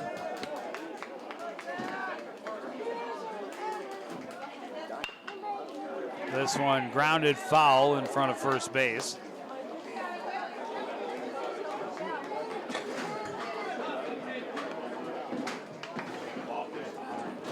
But again, we see it where these Centennial batters, and Will Whalen in particular, just loves to battle up there. He's fouled off 2 strike pitches at least twice in each of his 3 at-bats. This one grounded to first. Powell will field it, flip to White covering, and that's out number 1. Well, that's what the Cardinals need. Relatively quick outs in the field. And routine plays. Routine plays, for sure. Absolutely. Both teams had a couple of errors here in this ball game. It'll bring up the designated hitter, Brandon Hemmer. RBI single first time up, then walked and scored in the fourth. First pitch driven to left center. No chance for anyone on that. Hemmer will coast in with a stand-up 1-out double. Again, Hemmer just really did a really nice job of turning on that pitch and driving it to the fence in left center field. No opportunity for Halverson to get to the ball. Bottom of the order has been productive for Centennial in this contest. That's Hemmer. You know, he's been on base all 3 times, 2 for 2 with an RBI and a run scored. And now Jordan Newpower walked and scored his last time up. He's 0 for 1, but he was robbed after a pretty good stroke on the ball in the second inning by a diving play by Sam Halverson. Looks at a strike and behind in the count, 0-1. This one hit high to left center, not very deep. Halverson is able to track it, stay with it, and makes the catch for out number 2. Well, that all-important second out, especially with a runner at scoring position, as Halverson's able to come over and make that play from his left field position. Well, and it looked like he underestimated it a little bit at first, had to adjust back into his left, but able to stay with it and make the catch. Top of the order for Centennial, Vinny Rye reached on an error and scored in that fourth inning. It was a hot shot down towards first that Blasity jumped up and got his glove on but couldn't bring in. Curveball misses low, 1-0.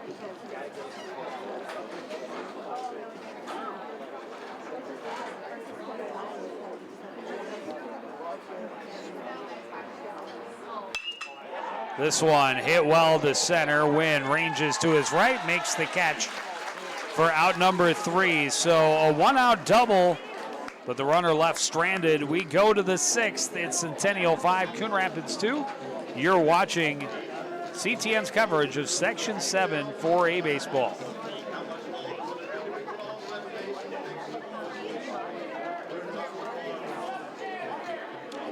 Getting into late innings here at Castle Field in Anoka. Winner will face Forest Lake. Immediately following this game, the loser is done in this Section 7 4A elimination game. Antonio Manos, Patrick Wright, and Lucas LeBrant, the scheduled hitters for the Cardinals. Big cut by Manos, got a piece of it and fouled it back underneath the catcher. Yeah, this is a really big inning offensively for Coon Rapids. They're running out of outs, and they need to get some production here in the top of the 6th if they want to stay into this ballgame. Manos 1 for 2. Singled in the 2nd, reached on a fielder's choice, stole a base, and scored a run in the 4th. At the time, that made it a 2-2 game. This one hit into right field. Leadoff single for Manos. He's on board for the 3rd time today.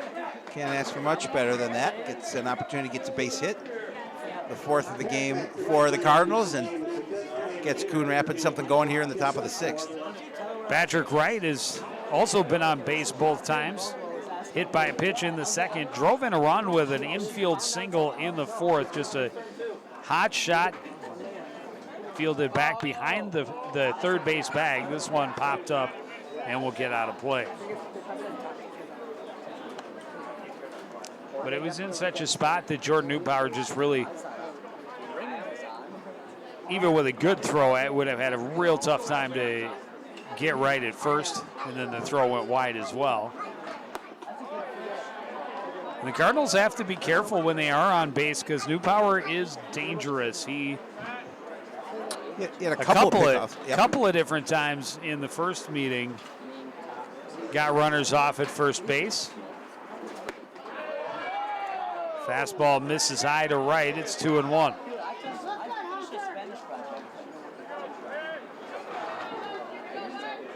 We were both a little surprised they're continuing to leave Belting out there, but as you mentioned, they must be confident in who they have go next if they get past. Speed pitch. Throws right, called strike, evens the count, 2-2.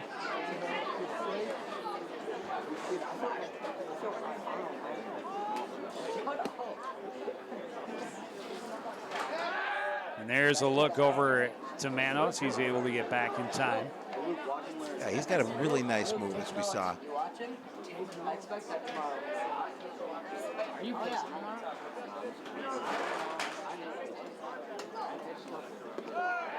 That one in the dirt. Good stop by Kleba. Full count to right.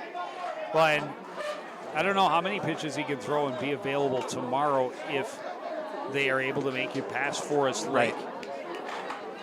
Well, they would need him for tomorrow if they get to that stage. But again, we go back to have to get past this one first. That's in for a called strike, a big first out for Centennial. Yeah, big first out for the Cougars.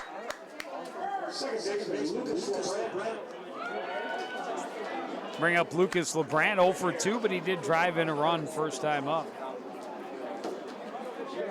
Runner at first and 1 away now here in the top of the 6th inning. Pitch is in for a strike, 0-1.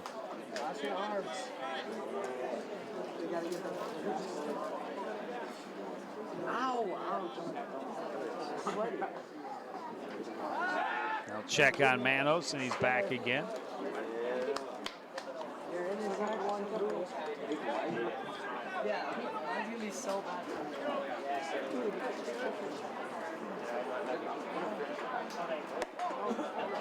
Up and in to LeBrant, 1-1.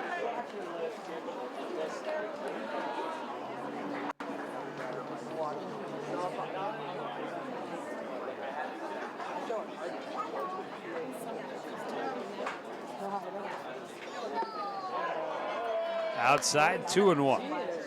Good eye at the plate by Lucas LeBrand, able to make sure he doesn't offer at those last 2 pitches. Make Belting work for this at bat. This one hit hard down the left field line, but well foul and out of play. He turned on it. Got out in front of the changeup a little bit.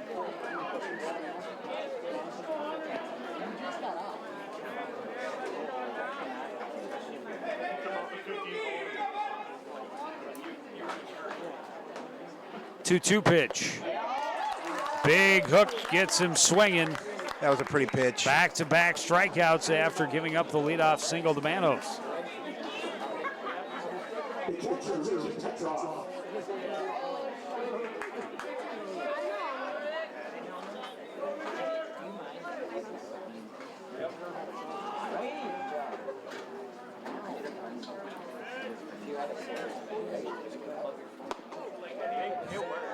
Ricky Petrov walked his last time up. Strikeout back in the second. Easy take for that one, up and in.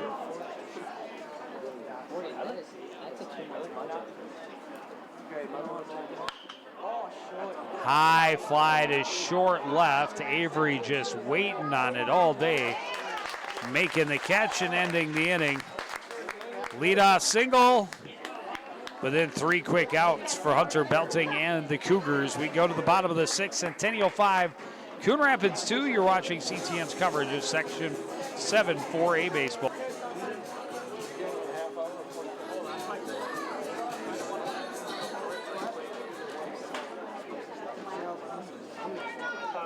Bottom of the 6th inning in this Section 7 4A elimination game. Centennial with a 5-2 lead.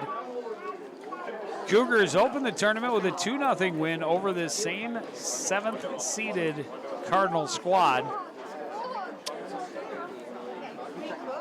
Then lost to number 3 seed Forest Lake in the second round by a 5-0 score before beating Anoka 7-2. And now a 5-2 lead over the Cardinals. A little bit of a discussion on the third baseline between all 3 of our umpires and the Centennial coach. Yeah, I'm not sure what they could be discussing at this point in the game, but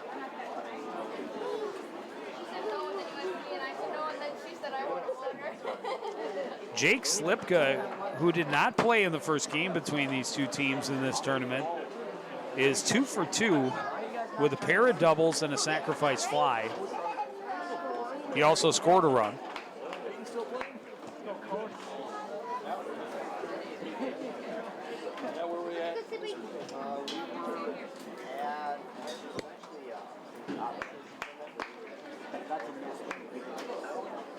Not sure what the extra conversation was, but it looks like we're ready to play ball. Zach White will continue his outing. Came in with nobody out in the 4th.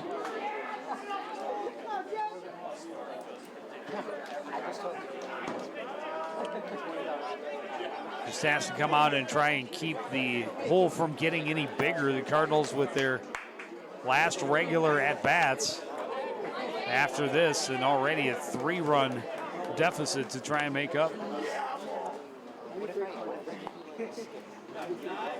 Slipka fouls one back, and it's 0-1.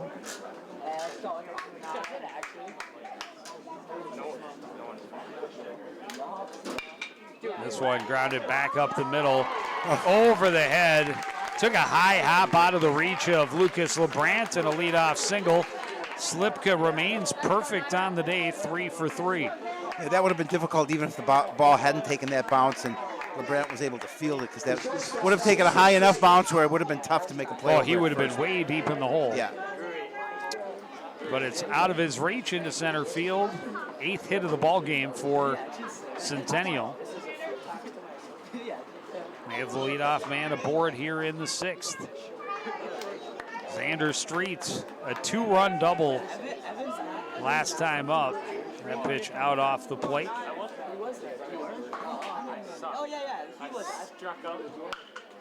This one hit through the hole on the left side. Back-to-back hits for the Cougars to start the 6th. Well, they've been hitting White earlier, and they're certainly getting to him here in the bottom of the 6th.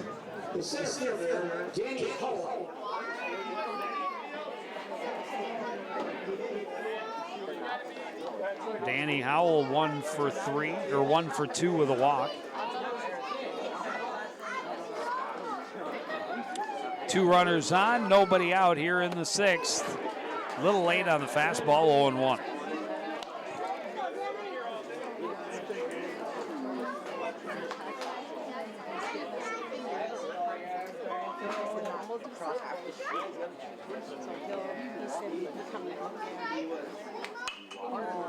This one fouled off out of play, 0-2.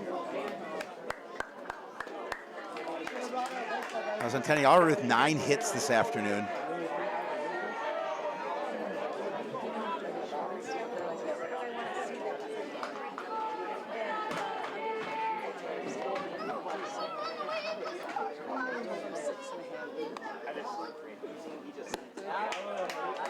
Outside, 1-2. Nice backhanded stop by Petrov.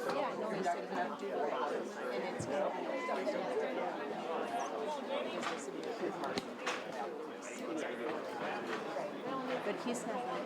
He wants us to sit. I like it. Yeah, I like it. Yeah.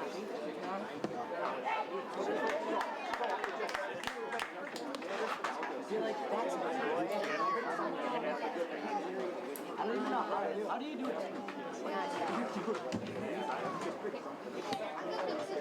2 on, nobody out, a 2-2 count to Danny Howell, and that one skips away from Petrov. Both runners are going to advance again. Count goes full. 2 in scoring position, nobody out. Yeah, the Centennial Cougars make it very difficult on Coon Rapids to have the score remain where it is. As you mentioned, nobody out with runners at 2nd and 3rd.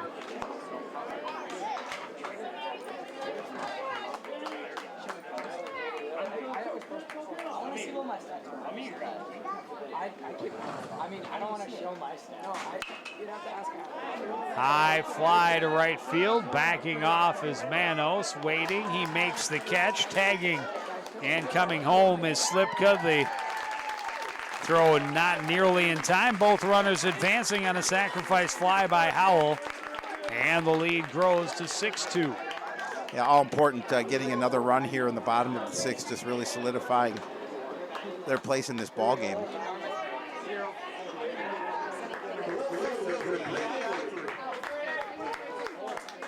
We'll bring up Brady Ivory. Ivory 1 for 3 as an RBI and a run scored. And now a Street at 3rd base, still only 1 out. Fastball is high, 1-0.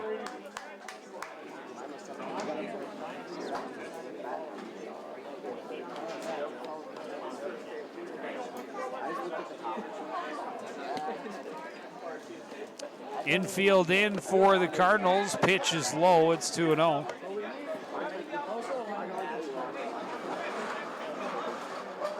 Oh yeah, I'm gonna do a tweet now. Are you? What's happening?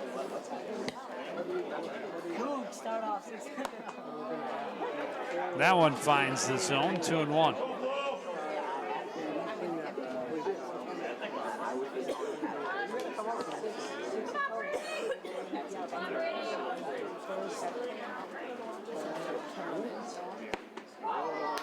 Fastball backs him off down low, 3-1.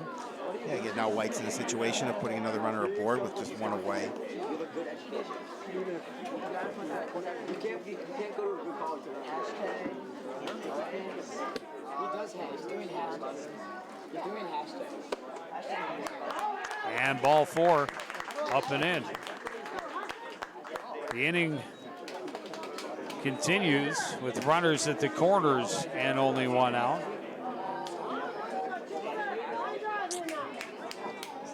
Chase Granzow. I think that's what our conversation was in between innings, is that now Chase Granzow is coming back in. We had seen Hunter Belting bat in this spot last time through the order. So obviously we'll see a new pitcher. So Granzow re-enters. He was 0 for 1 with a ground out and a walk. Runners at the corners, one out. He looks at a fastball for a strike, going 1. Well, especially with getting an additional run here in the bottom of the 6th, Centennial has that opportunity to take Belting out. But again, I don't know what pitch count rules are, but he ended that inning at exactly 40 pitches. So that may mean he is available for tomorrow. I think they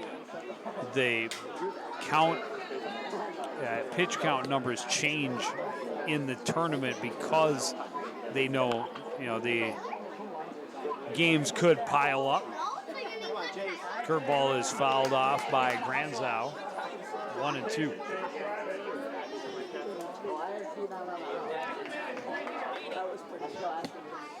Street the runner at third. Ivory is at first. One already across here and one out. Granzow fouls it back to the backstop. 1-2. Big batter for White here. Just want to make sure he can head in the count at 1-2.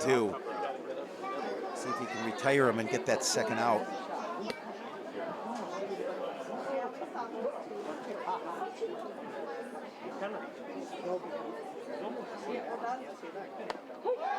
And a curveball that finds the inside edge. That was a pretty pitch. Yes, it was.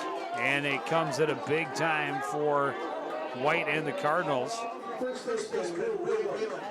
Bring up Will Whelan. Whelan 0 for 2 was hit by a pitch back in the second inning. Since then, a strikeout and a ground out. Comes up with runners at the corners, 2 away here in the bottom half of the 6th inning. His team leading 6-2. Pitches up and in, 1-0.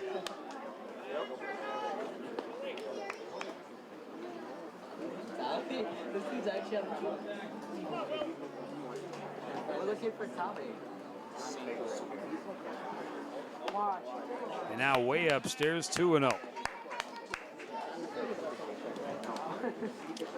Petrov's going to take a walk out and talk to White.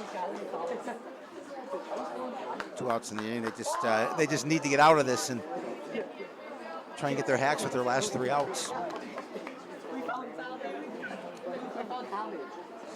It'll be the top of the order for the Cardinals in the top of the 7th.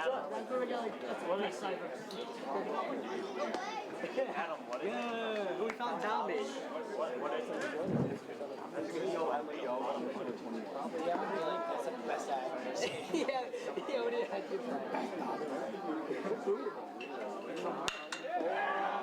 This one hit toward the gap in left center. It's going to get down. Easily scores the first, and they're going to send Ivory home as well. He'll be in safely. It's a 2-run double for Will Whelan, and it pushes the lead to 8-2 for the Centennial Cougars, making the Cardinals hole that much deeper. Yeah, that is very true. And they're in a tough situation now, obviously down by 6. That's 10th hit of the ball game for the Cougars. And DH Brendan Hemmer has 2 of those 10 hits. He's reached base all 3 times, an RBI single in the 2nd, a walk and a run scored in the 4th, and a double in the 5th. Behind in the count early, 0-1.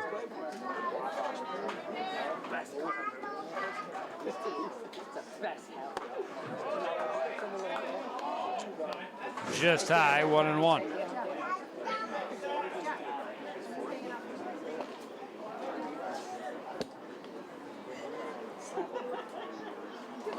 And that hit him.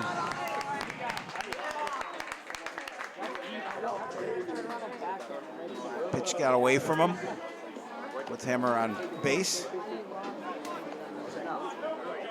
And that'll bring up Jordan Newpower, the 8th batter of the inning for Centennial.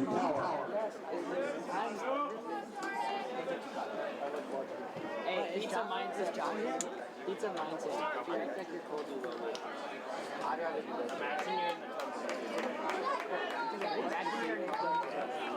6 unanswered runs for Centennial. Have them stake to an 8-2 lead. Jordan Newpower, the batter, takes a strike 0-1. The 3-seeded Forest Lake Rangers await the winner of this contest. Cougars have a bit of a score to settle with Forest Lake after losing to the Rangers 5-0 in the second round of the tournament. The winner of tonight's game will face Andover on Tuesday, the last team remaining undefeated in the double elimination tournament. So you'd have to upset the Huskies not once but twice. Well, we talked about it. Whoever gets past this game and whoever gets past the next game will have their work cut out for them, because Andover, awfully good ball club. Newpower can't catch up with the high heat. Count goes to 2-2. And you talked about they haven't played since Saturday, so they've got an opportunity to rest their arms.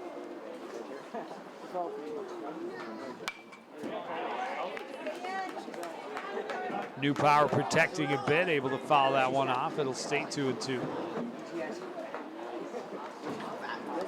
2 on, 2 out, a 2-2 count. 3 already across in the inning for Centennial. They lead 8-2 here in the bottom of the 6th inning.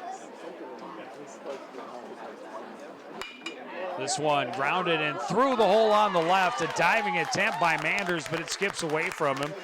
Lead runner Whalen will come home to score. An RBI single for Newpower and a 9-2 lead for the Cougars. Again, just a big inning, a big bottom of the 4th, now a big bottom of the 6th for the Cougars. Have opened up this game for Centennial. That's their 11th base hit, 9th run of the game.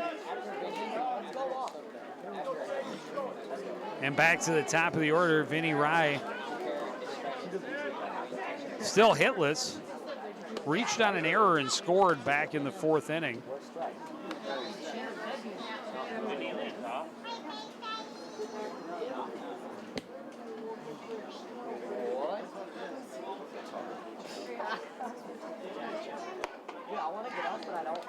High and wide, it's 2-0.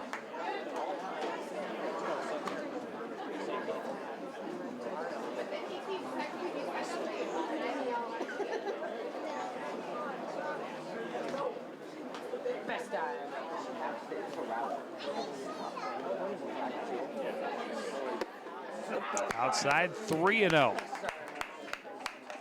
He's in danger of loading him up. And again, getting back to a really hot hitter in Jake Slipko. Started this inning with a single, his 3rd hit of the day.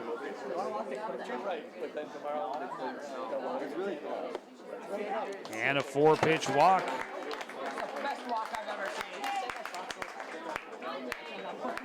Coach Mossy going to take a walk. Let's see if he decides to pull him in this situation. They're just having a conversation. I'm not going to get the cross one. 4 runs on 4 hits in this inning for Centennial, and they still have 3 more on the bases with 2 away. Jake Slipka waiting at the plate. 10th hitter of the inning for the Cougars.